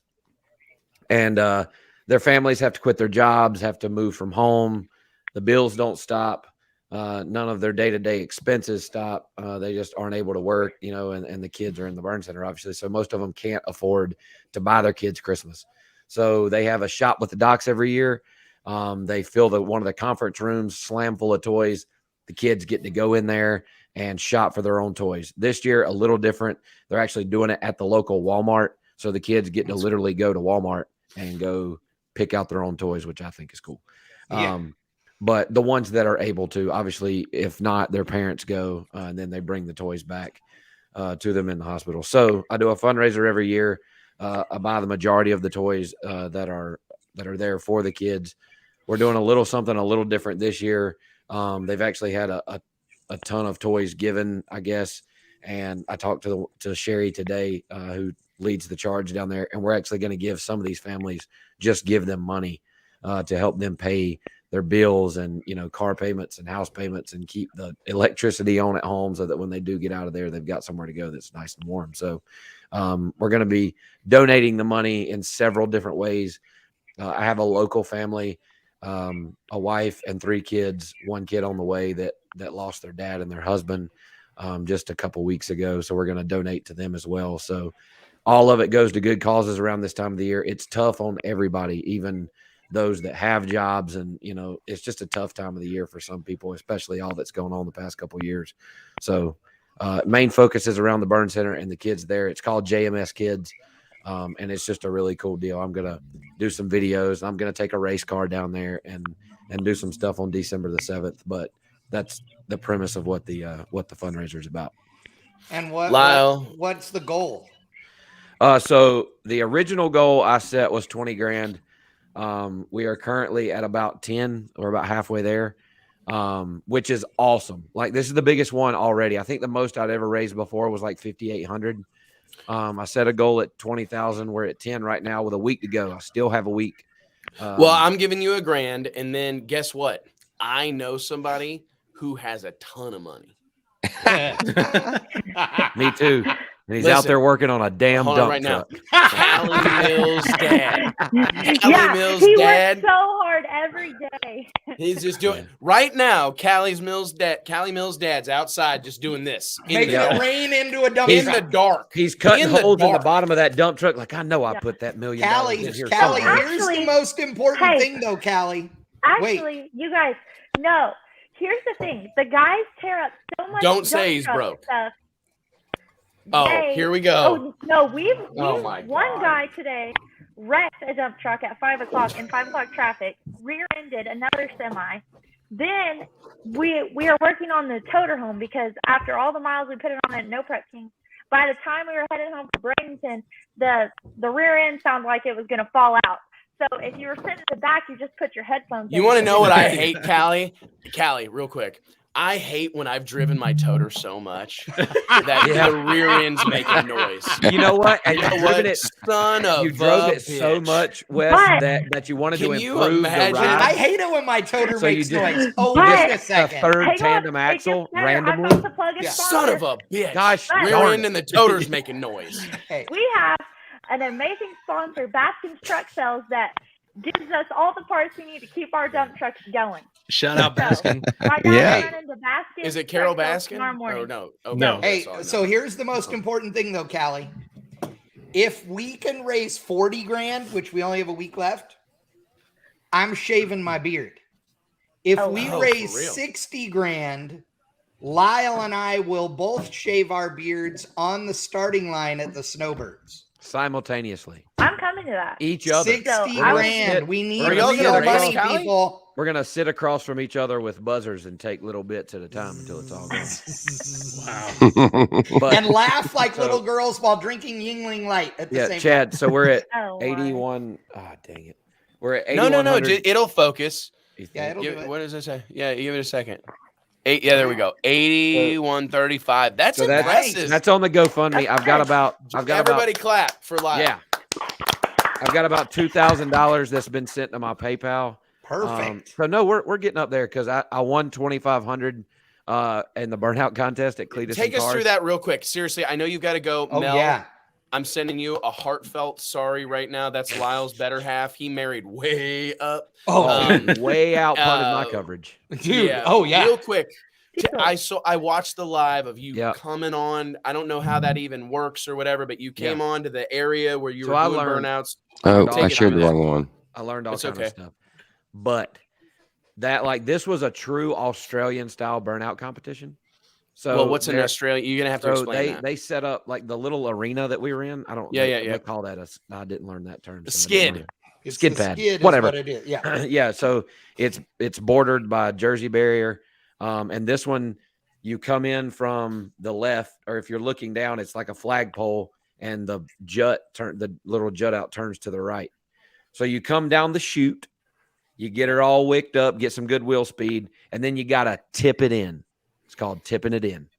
So you gotta jazz her down through there, but you can't tip too early. So the professionals, the jut goes to the right, they turn to the left and slide it in backside, right? Like, baby. Well, I wasn't trying that. I only got one test tip in, and I turned it to the right like you would, took the nose in and spun her around, and it worked. So that's what I went with. But so you're judged on 3 different things: your tip in, smoke. So amount of smoke, consistency of the smoke. Did you have to stop? and then driver performance. So you have to use the entire arena. You know, you need to kind of ease your way around. And like a lot of people just do figure eights. You just kind of go in and go back and forth, and that's a no-no. No wall taps, can't hit the wall. And if you stop and have to back up, like those are points. So it's 10 points for tipping it in, 10 points for the smoke, 10 points for driver performance for a total of 30. I don't know how many points I got. And blowing the tires is yeah. You absolutely need to blow both tires. Like that's like icing on the cake, right? You know, so you definitely got it on the smoke, and that's probably why you sound. I watched the video. I'm like, how did he even like see? Yeah, is there any strategy to the smoke, Lyle? Like, do you run certain tires? Do you run like just wheel speed? Like you know that thing's it's got an LSA in it with a blower, obviously. It'll turn 7,300 before it's on the chip, and you just got to keep it right there. You know, like 7,000. Touch the rev limiter just a little bit, back it off some, because if you stay on the rev limiter, just kick the belt off of it. So you got to float it right around the rev limiter. Keep moving a little bit. Do a couple of spin around deals, and then make sure that you're out there in the middle when you blow the tires off of it. And then, obviously, now my burnout trademark. I carried 2 Yingling lights. Still trying to get that sponsorship. Really don't know what else I can do. Come on, dude. But what else? I knock on their door. Just go knock on their door. We're gonna. I put 2 Yingling lights in motion koozies, got out on the car, popped those suckers, and did the whole Steve Austin. And I was so fired up. That was real. I didn't put on, like, I was so pumped up whenever I got out of that car, because like I told you before we got on, the crowd was losing their minds. Like, it was unbelievable. Tell them what you told us. You said it was like a home run in it's like hitting a home run in the bottom of the 7th, in the bottom of the 9th, in the 7th game. You know, like, it was unbelievable. Like, that's football. The energy, right? The energy there was just, it was crazy. Like, I'm building a burnout car. Like, fully. So I called Chad that night. Oh yeah. So yeah, we've already strategized, and I have ideas for shit nobody's ever done in a burnout car. Like, it's on. Well, that's a big deal, like you said, in Australia. Like Victor Bray, these guys, they'll build replicas of their pro mod. Yeah. Sometimes if you're watching a video and you're like, oh, shit, it's Victor Bray. Then he starts doing this crazy. You're like, wait a minute, it's not. Oh, that's the burnout car. Dude, I mean, they make them look so similar. Oh, and like Brasher Nats and all that, dude. These guys, before Brasher Nats was a thing and it was just a barbecue at his house, like a buddy of his had a helicopter and he'd fly it in. They built a skid pad behind the house, and a buddy of his would fly in with a helicopter and shoot video of it. And like, they'd invite all the neighbors, so the neighbors would come over and eat barbecue, because they had all these pro level skid cars, burnout cars, out there behind the shop. They're doing burnouts in the metal building. Like, dude, those guys are insane. So it sounds like here tonight, Drag Illustrated's getting a burnout car. Lyle Burnout, Beards and Beers, which I'm going to bring to the Drag Illustrated channel in the next couple of days. We're going to get that deal made. That's your deal. Beards, Burnouts, and Beers. We're going to bring that show to Drag Illustrated, whether these two like it or not. And then, so I'm curious. I want to ask Lyle, there's some people, I watched this video, and I know you've got to go, but I watched Stevie Jackson's premiere this morning. Right, he premiered a video, and all I can hear is Lyle throwing helmets around, going to beat the shit out of somebody in number 24. I think you're probably going to have to kind of take us through that, and then you can get out of here. So Stevie, if you've never watched the 2.4 hours big again, of Le Mullets, the 2.4 hours of Le Mullets is just like the 24 hours of Le Mans, but way different and way cooler. You have a team of 2, a police interceptor style Crown Victoria, and one person drives half the race and the other person drives the other half. So Stevie drove first. I'd gotten a bunch of test laps in on Thursday and was a little faster, so we let Stevie drive first. I was going to finish the race out. And these guys in the 24 car, I think they were the boosted boys. Boosted boy. Yeah, maybe. And they had been kind of roughing it up with Stevie in the first race, but I didn't really pay attention. Well, and then Stevie got in some trouble. We ended up in a backup car, and I'm out there. I was passing some people, making up some ground, and I caught up with the 24 car. And I was a little faster than him, but couldn't really find a way to get around him. So I just gave him one of those little Rubbins racing move over. Got to go, man. You're in my way. And it happened to be right in the start of the kidney, as they called it, or the chicane, or as Larry McReynolds called it on the live feed, the bus stop, like Watkins Glen has. But I got around him, and when we were going in the little stretch before you go into the other little chicane, he gave me a bump in the rear, and I was like, this isn't over. And so I knew it was coming. I was like, he's going to use me as a burr. And here I go, off to the side. And I was like, you mother. Well, then he spins out because he was trying to get around me again, and then drives up in the side of me, puts me in the wall, breaks the tie rod in, and ruptures the radiator in the backup car, and we're done. And I was ready to fight. Like, if I wouldn't have needed my helmet, your head. If I would have needed my helmet for the snowbirds next year, I'd have threw it through his windshield. And he was saying some shit. Lyle was saying shit in the car, and I couldn't even understand him. Yeah, he was like, I'm watching this video that that Stevie Fast posted this morning on YouTube. Because I'm out here consuming content, man. I'm part of the community. But anyways, Stevie Lyle's like, blah, blah. As soon as I get out of this car, you guys can try to stop me, but I'm going to split this homeboy's skull. And I'm like, oh, boy. Yeah, and they're like, I think they kind of thought, and at the time I was not kidding. Like, if his car would have been hurt, and I know you well enough to know, I was like, this is supposed to be funny, but he's really mad. So, like, I walked off. I just went to the truck. I had Yingling lights. Yingling. I had Yingling lights in the truck. I went and got me one. Like 5 minutes later, I would have gave him a beer. But at that particular moment, I was ready to split his wig open. But yeah, I mean, dude, if you guys know us, you know how like fun and usually low key we are. But you also know that if y'all fuck with us, we will beat your ass. Right, I'm just saying it. Like, there is some shit that has gone down at a few races, and there is like somebody's got to talk Lyle and I off the ledge, or somebody's getting their ass beat. And that shit almost happened at an NHRA national event recently, and you know why, Wes. So I do. We so like earlier that in my session, I'd spun Tom Bailey out. I didn't mean to. And like, you're allowed to have spotters, and I brought a couple of my buddies with me and gave them radios. 2 seconds. Can you tell us about, you guys had some hopped up, cheated up shit in the car? Not cheated up because you can't modify the cars, but like what was the game? And I know we're gonna get you in trouble with Mel, and I apologize, but I just want to know, like, what stuff did you guys have in the car? Tell us about that a little bit. Well, so we put a I think they're like 25 grand or something. It's an air conditioner out of a Formula One car that, of course, Stevie has. That I don't know where he got that. And it's like, it weighs like 6 pounds or something, and it literally blows like 35-degree air. I'm not kidding.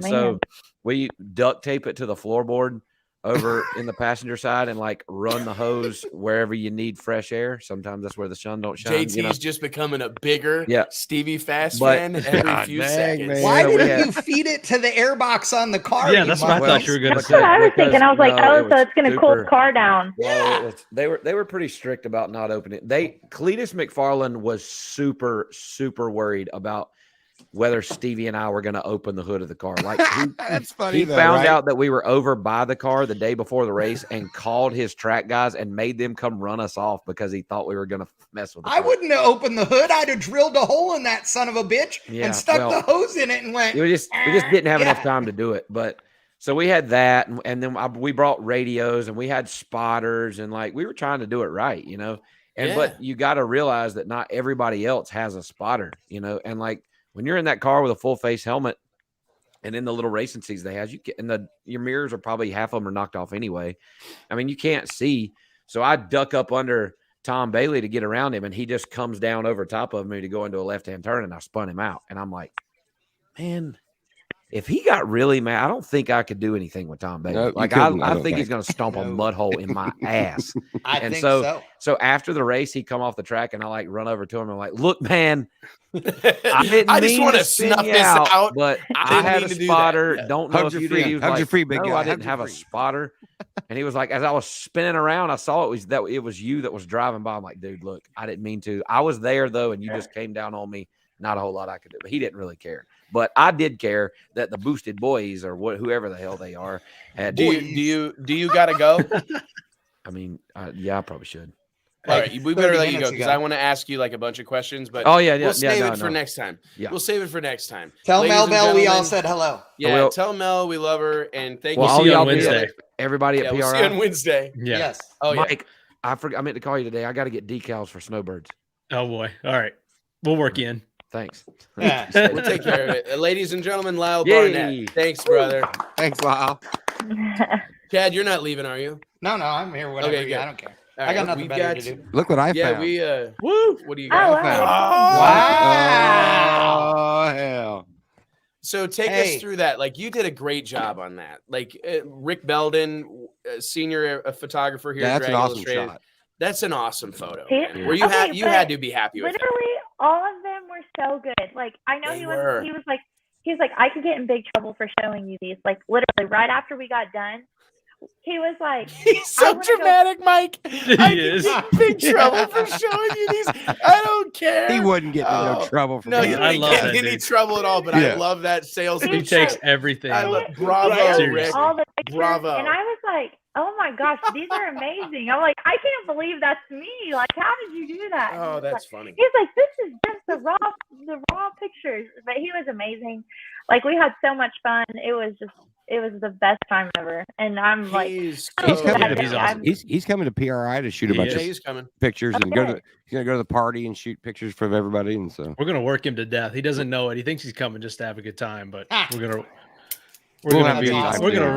work him to death, right, Wes? That's pretty much typically what happens. Yeah. I remember when he went to Lights Out with me for the first time, and I said, "Hey man, I want to go down here and I want to shoot like a ton of cover stuff, a ton of like major feature quality photos. So I need like vertical, wide stuff, landscape. You know, we had a big list. Mike put together like a list of like 900 people that we needed to get photos of because you never know when someone's going to have like their breakout moment." Yeah. You know, and we want to, and we pride ourselves at Drag Illustrated. We don't want to have like a picture of the car, we don't want to have a picture of the car, and we don't want to have some shitty staging lane photo. We want to have a really like well lit, properly lit photo of whomever it's going to be, Brad Edwards or whoever it might be in that world. And my dad was on the cover. Your dad. You know, I actually shot that was actually Wes. That was a Wes Buck. I shot that. Wow, look at that. Yeah. It was. I actually shot. I didn't even know what the fuck I was doing. Like I literally I put the camera on. Like I was just picking numbers out of the sky. It wasn't a phone. CPM, baby. I have no idea what I was doing. But Rick, I wore him out. We went all over that place, and I remember at the like it's like a 1 a.m. in the morning, 1 o'clock in the morning. We go to the hotel, and he's like, "Man, you guys keep a ferocious pace." And I said, "You damn right we do, big dog. Yeah. That's how we eat. That's how we eat around here. We keep a ferocious We're going to Waffle House after this." Yeah, we fitting to go to Waffle House, you know. But I was so happy with those photos. I'll tell you, Kallee, I gave him. Rick's such a talented photographer, and he's great with whoever he's working with whatever the subject is. And I told him, I said, I want these photos to be like Kallie's a young girl. She's vibrant. She's full of life. She's passionate. And I want these photos to reflect her personality, but I still want him to have a little bit of racing. And the next thing I know, he's sending me photos of you in like some black cocktail dress. And I'm like, what are you doing, Rick? What can she hold a torque wrench or something? Yeah. I mean, like, these are like, well, when he was so sending funny. me stuff, when he was sending me things, like he was like, "Okay, this is what we're thinking," and he sends me like a picture of a Rolling Stones magazine with a girl half dressed, and I'm like, "That's what I think I may have sent that to him." But I love Rolling Stone. You know, like I'm a big Rolling Stone. Well, they're way more liberal than I am, but I love what they represent. I think Chad appreciates. Chad, you know, like what Rolling Stone represents in the media business is like they've done it right for a long time, and they'll tell the stories no one else will tell.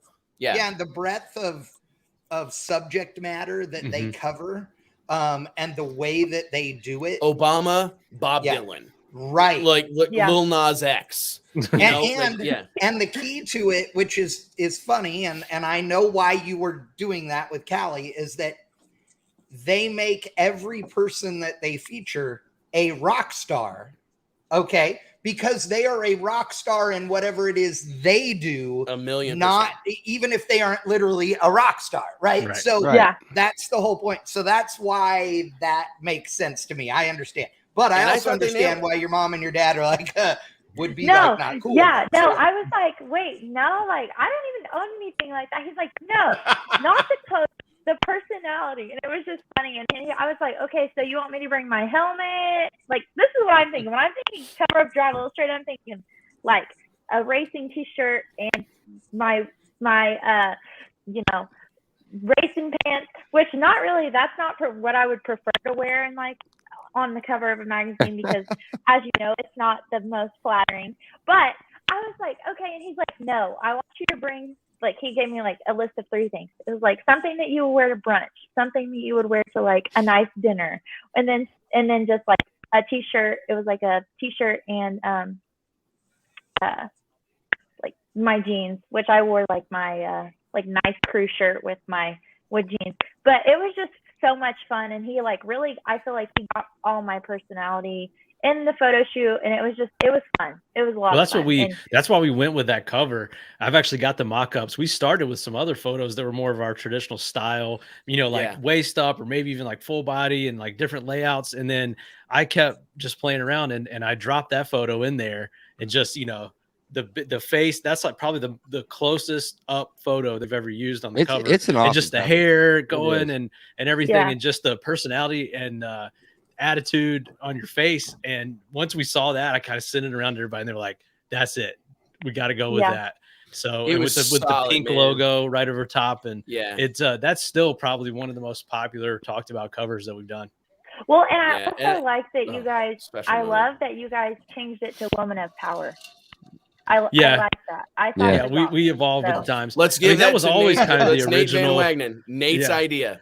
Nate, our editor-in-chief, Drag Illustrated. I waited my whole life to, like, I'm in a position where I can give myself my own job title. I waited my whole life to be able to put editor-in-chief, and it meant so much to me. And I remember when I gave that title to Nate, like, it sounds silly, but it's a big deal. You know what I mean? Like, Drag Illustrated is my life's work. 16 years of my life have been dedicated to this.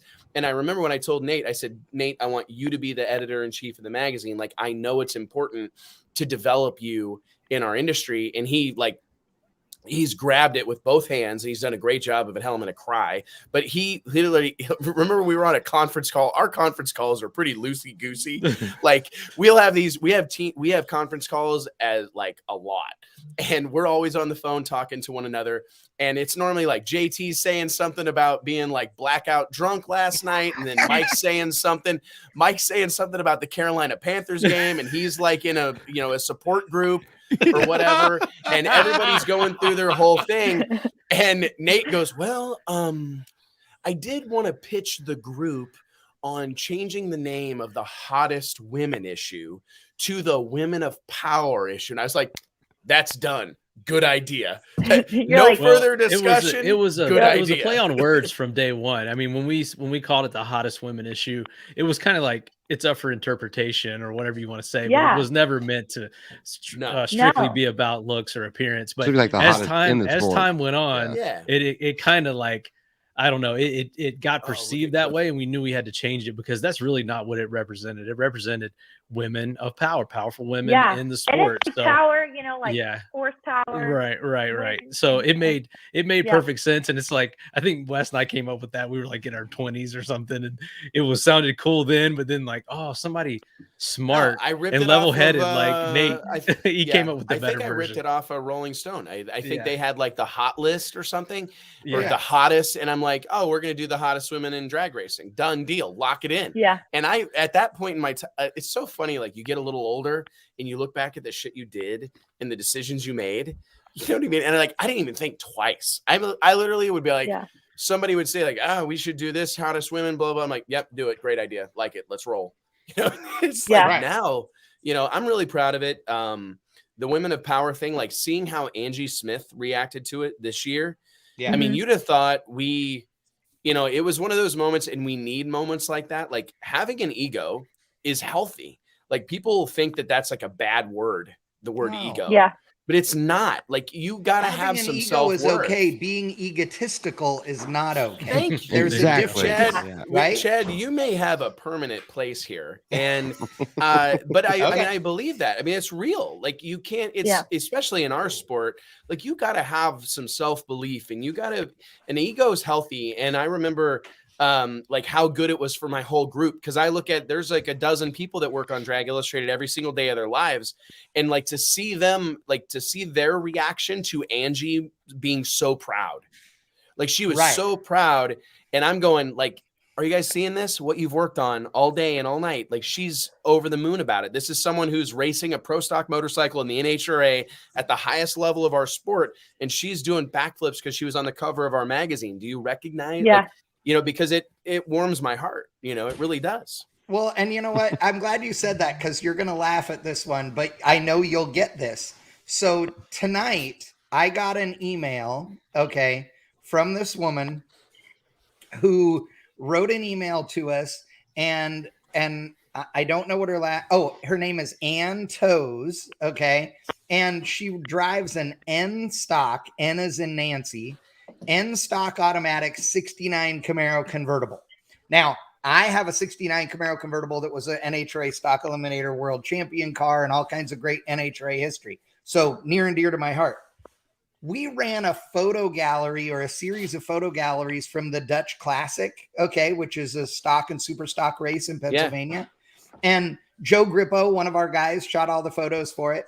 This woman sent me an email and said, how do I buy the photos of my car? They're so awesome on the site. I can't believe I'm on Bang Shift. Like, and I'm like, this is just race coverage for us. Like, I mean, again, it's just a bunch of photos. It's not like you did like a 6-page cover spread. No feature. But that's a great reminder. I mean, I think back, you know, Chad, no, I do 100% appreciate it. I think Mike does. Like, Kallee, you probably saw what your dad, the links that he would go to. Like, all these folks are seeking is a tiny little bitty bit of validation. I watched my dad buy classifieds in National Dragster just to see his car in that magazine. He would price it. It wasn't even realistic. You know what I mean? Because, and it was built, and it's a great little like kind of conversation here because Mike, your dad, Charles Carpenter, like we all aspire to be him, being on the cover of Superstock and Drag Illustrated, being on the cover of Carcraft, because like that was a status symbol. And I remember watching my dad, like, you know, have me write in. Do you remember the classified forms? You had to write like the L, and they were like over all the little dashes. You had to write it out, and you paid based on character, like the characters in your classified ad. But that's how much a little ounce of validation means to folks. So like when we put someone on the cover of the magazine or put someone like a big feature or somebody, even on the website, like to Chad's point, bangshift.com, like to get a little bit of feedback from that, it means the world. It means it's like, you know what, we're doing our job. Yeah. And because here, look, we live stream some of the biggest and baddest drag races, you know, in the country. Yep. And we take, you know, photos at at cool, you know, drag races that have the least professional. And when I say that, I don't mean that as a dig. I mean, but the furthest from the best drag racing, of drag racing. And is the stock eliminator and super stock, you know, guys, right? But their cars are awesome, right? The original small tire drag racing, by the way, stock eliminator, right? That's no doubt, man. And that's fun, right? And I mean, look at the relationships. I mean, I know Kallee and, you know, you're the entire Mills crew who I love. You guys know that. Because we were at all the same races and we're doing all the stuff. And the fact that you guys race at this high level doesn't mean you think anything less of somebody that races at the lower level. We're all fans of drag racing, and that's what matters. Right now on TV, everybody, we have Scott Taylor going head-to-head with Lizzie Musey. She left on him. She's driving away from him. The car gets out of shape. Unfortunately, it's going to kind of go up my story here. But I'm just curious.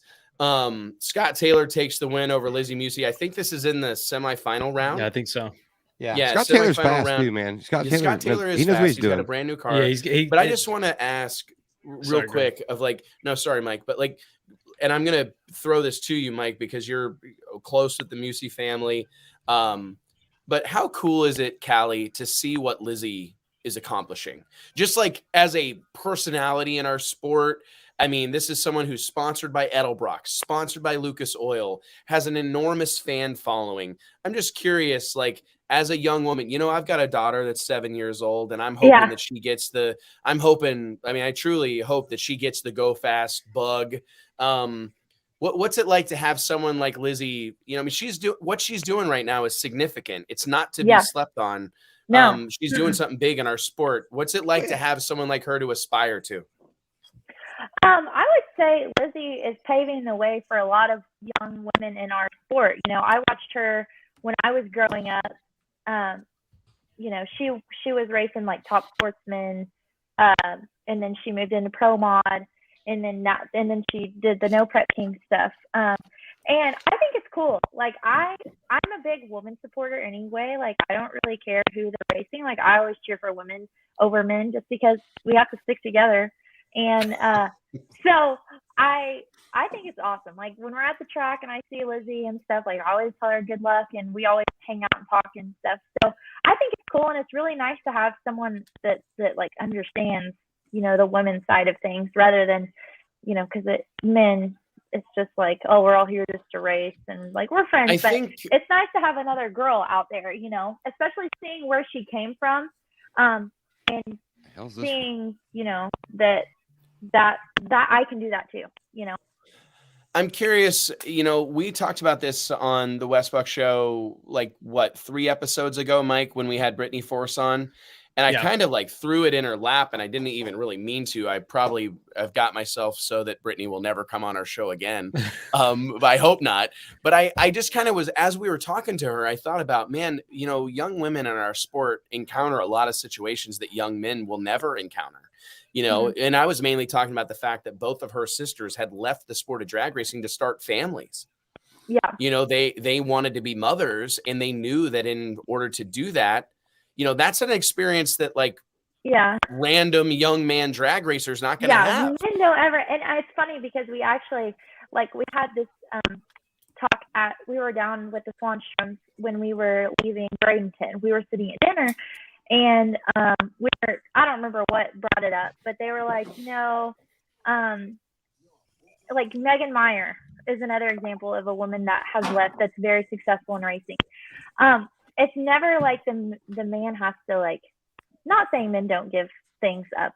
No, but I mean, honestly, in this, I think you can say it. But no, I mean, I think it's fair. No, that is the point fair. Is making. It's fair. We actually had this conversation, realistically, as a woman, you have until 30, low to mid 30s to like do all your fun stuff. And then it's like, oh, well, now you got to figure out what you're going to do. You got to be a mom. Cause I eventually want to have kids and find some sort of, do that. But I'm texting Joey Oaksis right now. No. I'm just joking. But, Joey, she just said no. Yeah. That's not what I meant. Poor Joey. She likes you, Joey. We love you. No, I still have to. I have at least a few more seasons. So you do. You do. I want to travel, and it's hard because we were actually talking about how women in racing, like for example, Lizzie is getting, not that Lizzie's older, she needs to like go out, but I mean, it has to be hard on her. Well, it is. Thinking, her and Connor are engaged now, they're gonna get married. She's gonna want kids, I'm sure. But prime time. But I think it's a very interesting thing that we're in like a kind of a unique position to talk about, because it really does stink, because you have to do things as a young woman in our sport. There's a much narrower window of your time to make your mark. And it's worth talking about. I'm curious, Kallee, you're a beautiful young woman and you looked fantastic on the cover of the magazine, but one of the things, like having conversations with Erica Enders, it has broken my heart to hear some of the things people have said to her. Oh. That I know, A, they would never say in person, but B, that they would likely never say to a man because it wouldn't cross their mind because they're not trying to hit on him. It's funny. Right. It's actually funny you say this because there was a Facebook post last night that I fell asleep to. And I'm not going to say who posted it because it wasn't directed towards me at all, but people took it that that the person that was talking about me. And it was something along the lines of women getting sponsors using their body parts as for getting sponsors. Yes. And like, I can tell you right now that I have never, ever like offered anything of mine to anyone, but it's just crazy. I have, and it didn't work. Yeah, it didn't work a bit. I've offered all. I mean, just keep trying. Yeah, but I'm devoted to it. Yeah, I'm gonna stick with it. I literally fell asleep. I was just sitting there reading comments and reading like through like what people were saying, and they were like, "Oh, you're talking about Mills Racing Golden Kong." Like they can't even say my name. Like these people have no idea who I am, what I do, like.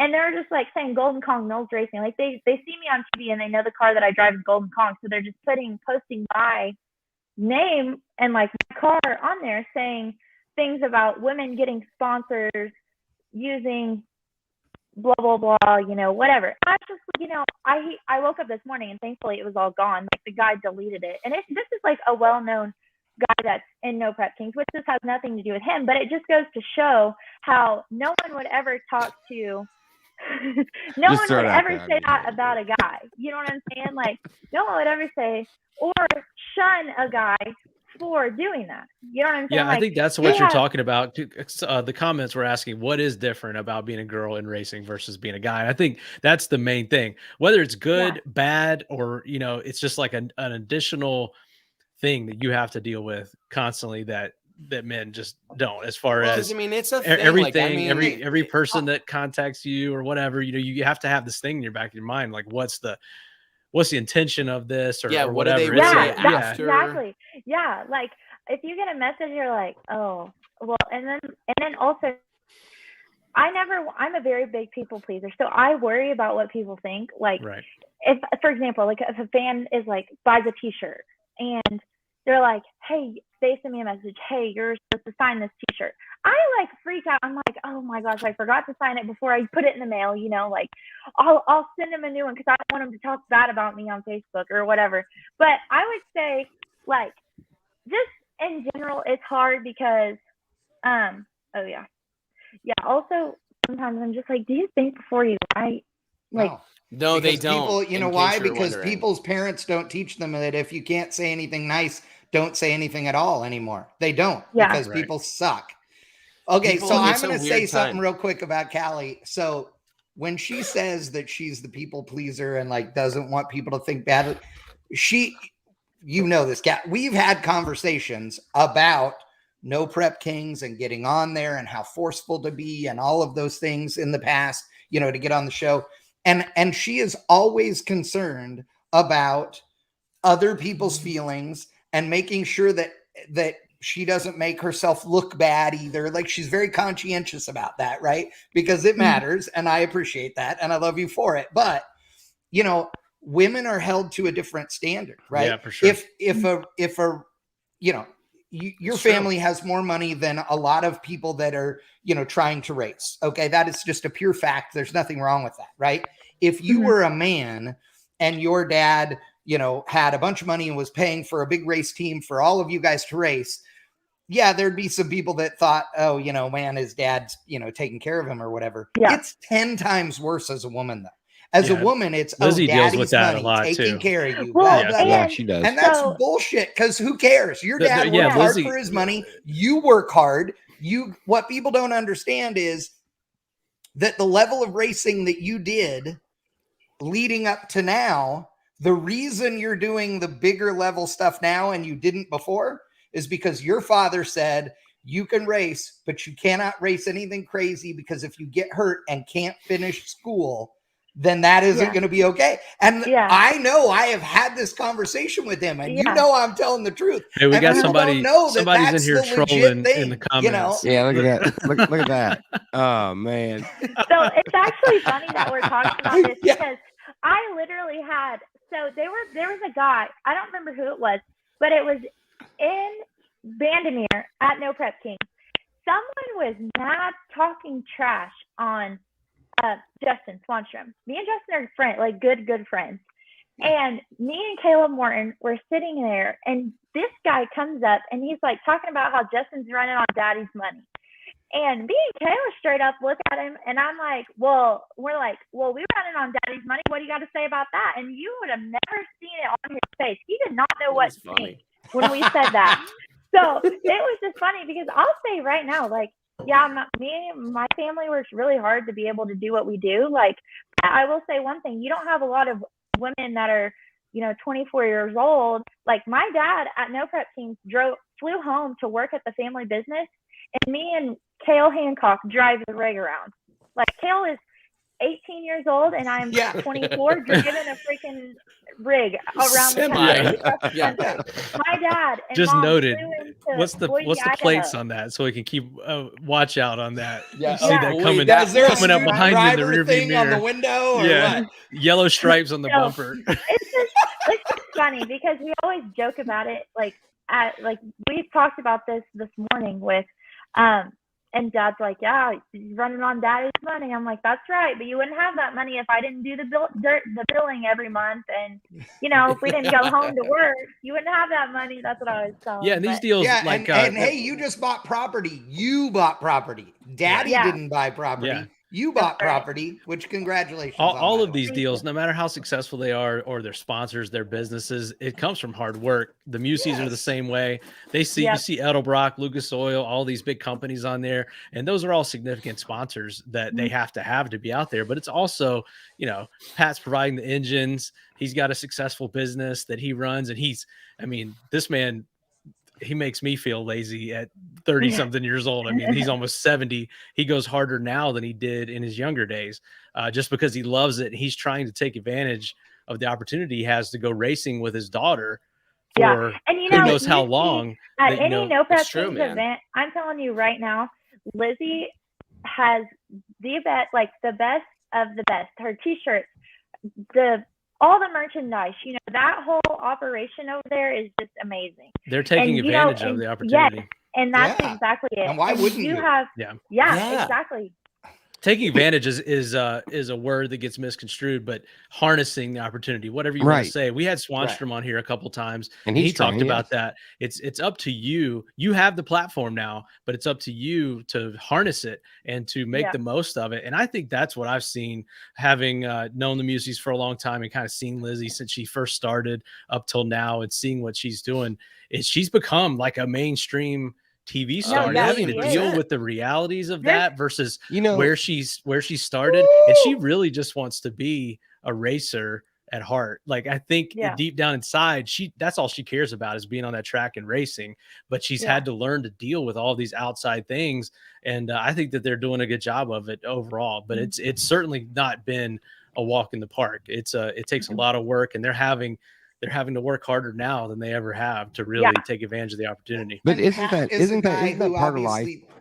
Isn't that part of life though? I mean, like, if your dad is a successful farmer, you're probably going to go into the farming business. And you're going to have this moment where it's your turn to take advantage of that opportunity. Absolutely. If your dad owns a chain of car lots, you're eventually going to take over these car lots. And if your dad's he's going to give you like a $50 gift certificate. And he's got his daughter and son racing. What I'm saying is that's part of life. If you want to be pissed off at anybody, be pissed off at your dad. Right. Yeah, Dad. Damn you. It's like a therapy session in here today. It is a therapy session. I will say, coming from like a dad that, he was pretty successful, the pressure is crazy. No matter if you're like, because let's say like Lizzie was to go into it, or I was to go into it. I mean, I was scared. I wasn't scared. I was just nervous. Like, what if this isn't what I'm supposed to do? You know what I'm saying? It's like, just because you're meant to do that and everyone wills it to you does not mean you're really meant for it. You know what I'm saying? So, Yeah.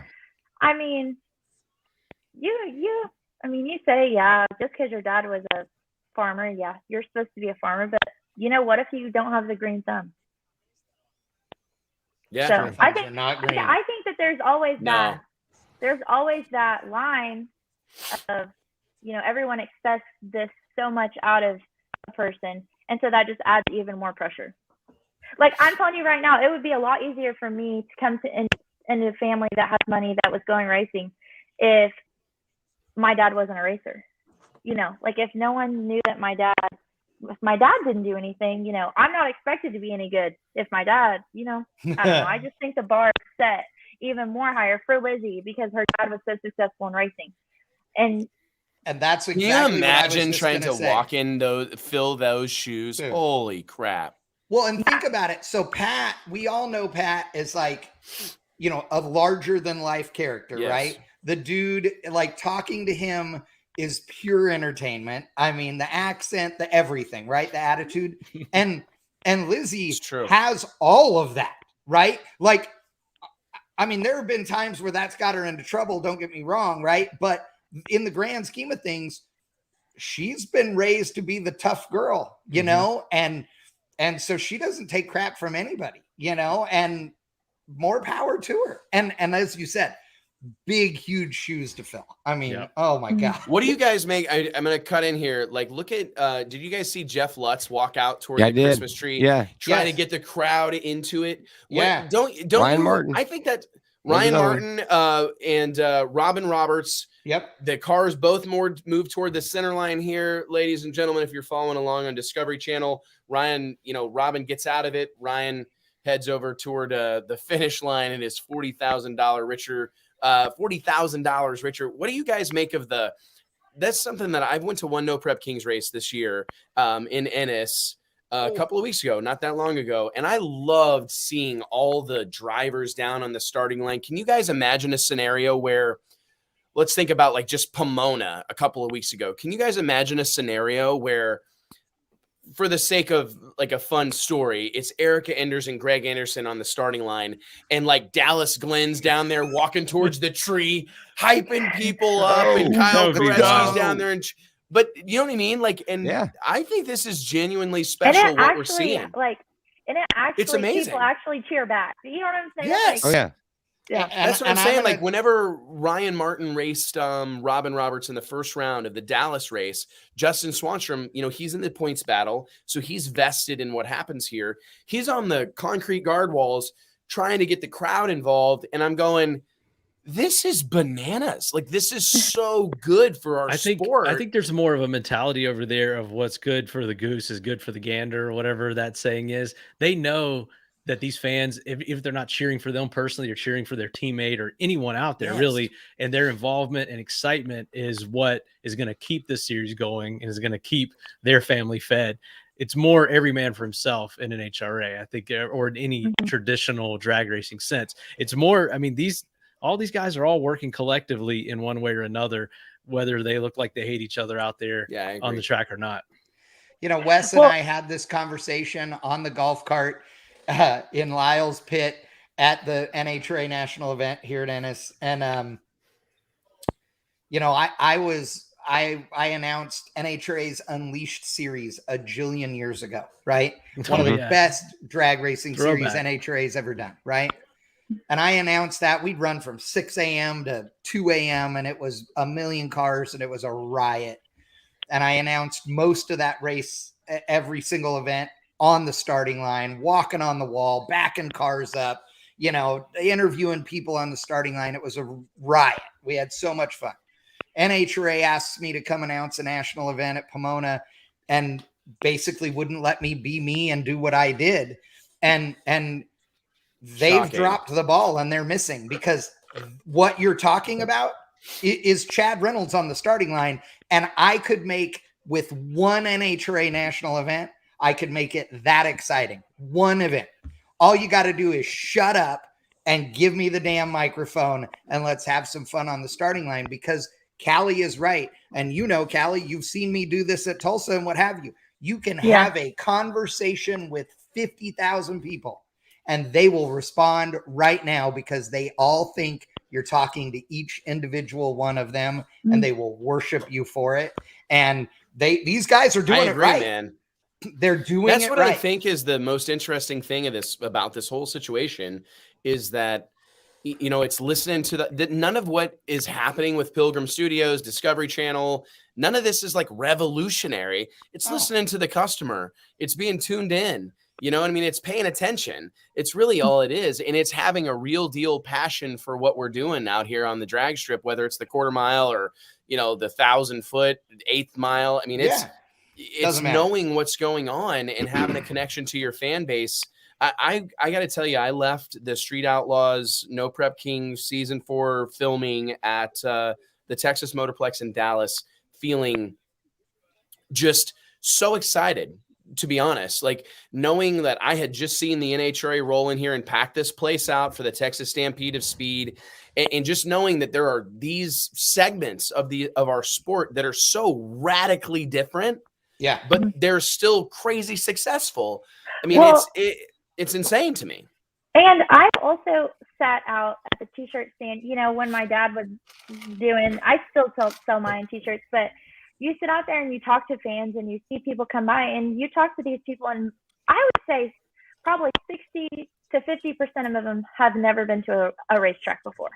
Like you're talking, when you go all over the place, these people have never been to a racetrack. They just know, you know, I saw Ryan Martin on TV and I really like him and I'm his number one fan, or I'm, you know, Lizzie's number one fan or whatever.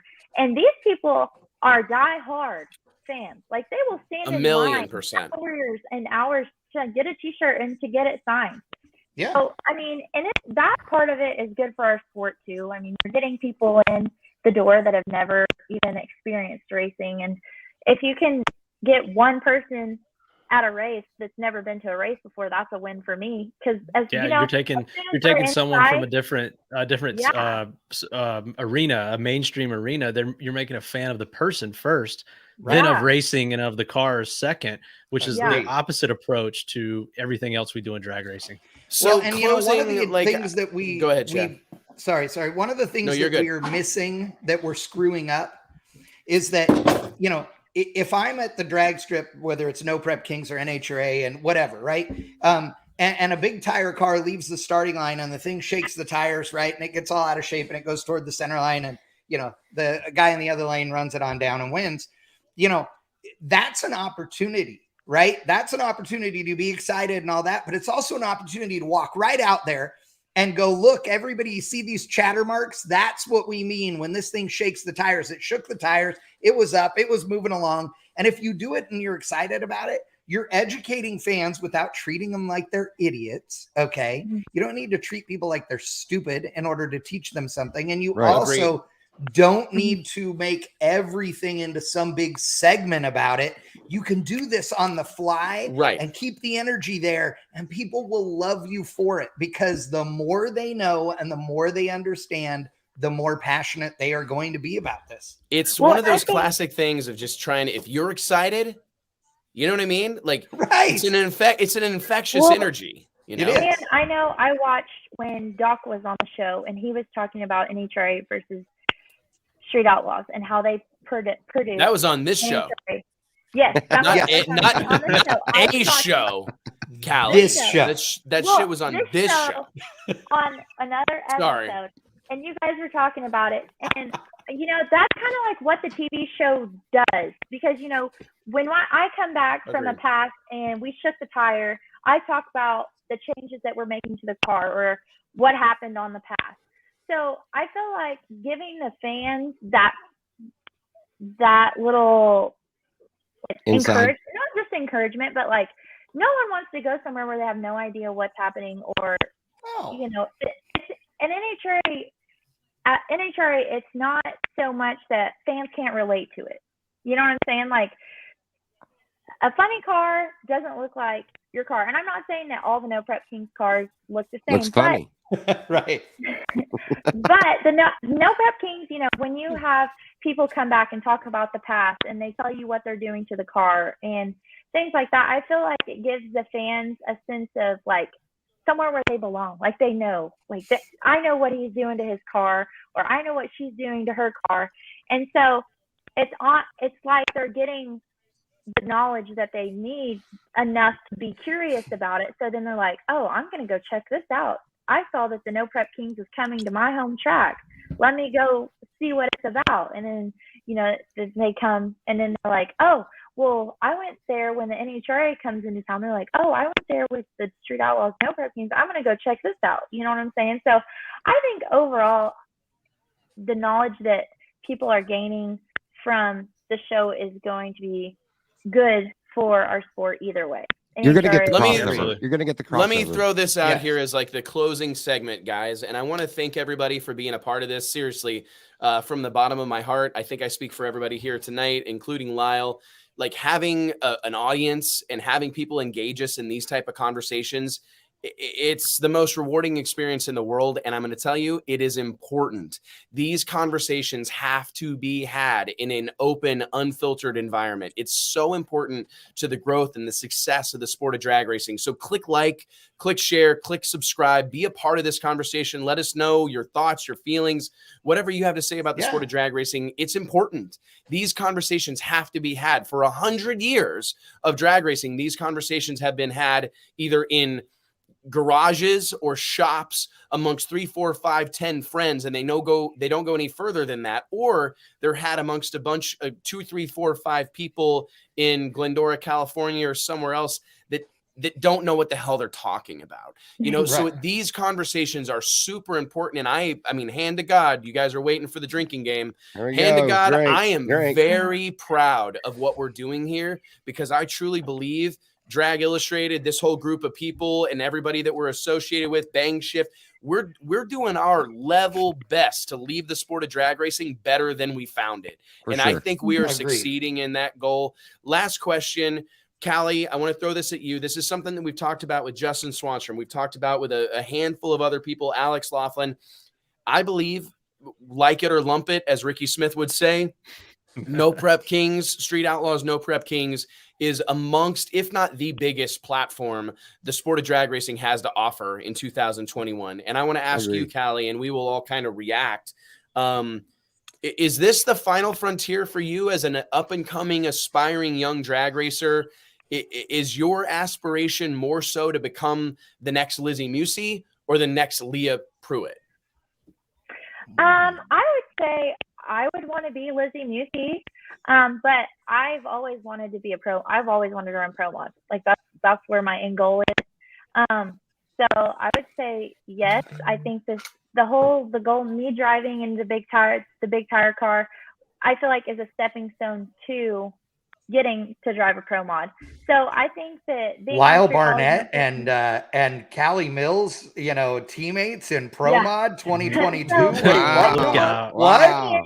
In the end, if the Street Outlaw thing doesn't work out and we don't get to do it for a few years, I want to be in pro mod ultimately. So, dude, yes, I didn't want to run Top Fuel or Funny Car or anything, but I want to run pro mod.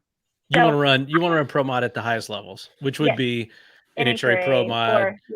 But this actually, NPK. I mean, listen, you're actually serving like both of my needs here, because I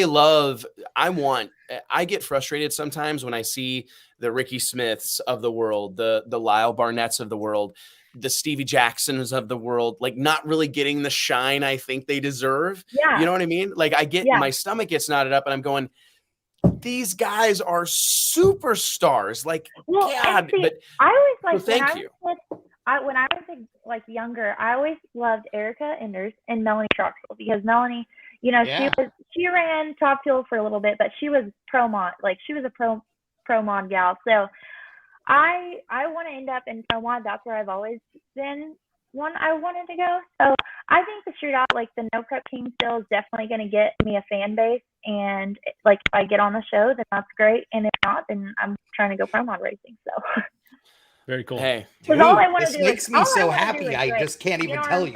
Like all I'm trying to do is race and have a good time and see my friends and get to do that. So. Well, God bless you, Kallee. We're huge fans. Thank you for your time tonight, Chad. You are a surprise, incredibly welcome addition to the show, and I hope we do this a whole lot more. I appreciate being here. Seriously, you know I love the show, and I really appreciate you guys having me on tonight. Thank you. I've had a great time. You know I love doing this stuff. Oh, this shit is bonkers. I can't believe we get to do this and call it work. Show very much, but I have no idea what happened. Let's Curtis Thomas is one of our like regulars that watches every time we do a show, whether it's Monday, whether it's Sunday, whether it's Wednesday. Maybe he can text us, JT. Perhaps you two can jump on the phone and we can find out what actually happened on the show tonight. So sorry. I finally got it. It's actually on my computer screen. So I did see. I watched it on my iPad. Yeah, I watched it. And it's I got football on over here, and I got the show on over here. What's the football game? Kevin Stevenson. Shout out to Kevin Stevenson. He runs the @Street Outlaws spoilers page. Ryan Martin won. It was cool to see. I mean, there was actually some great storylines in this episode. We saw Lizzie Musey bring back Bonnie, the '69 Camaro from Robert Hayes Racing, and look good doing it. I mean, it's going to be fun to watch. I think, Kallee, maybe we can get you back sometime soon. Chad, I'd love to get you back sometime soon. This is a ton of fun, and I appreciate you guys. I know it's Monday night. We've been on here for 2.5 hours. Just thank you guys so much. I appreciate it a lot. You're welcome. It was a lot of fun. Yep. Thank you. Thank you so much. I appreciate you guys having me for sure. Thank you guys. Yep. Appreciate it, fellas.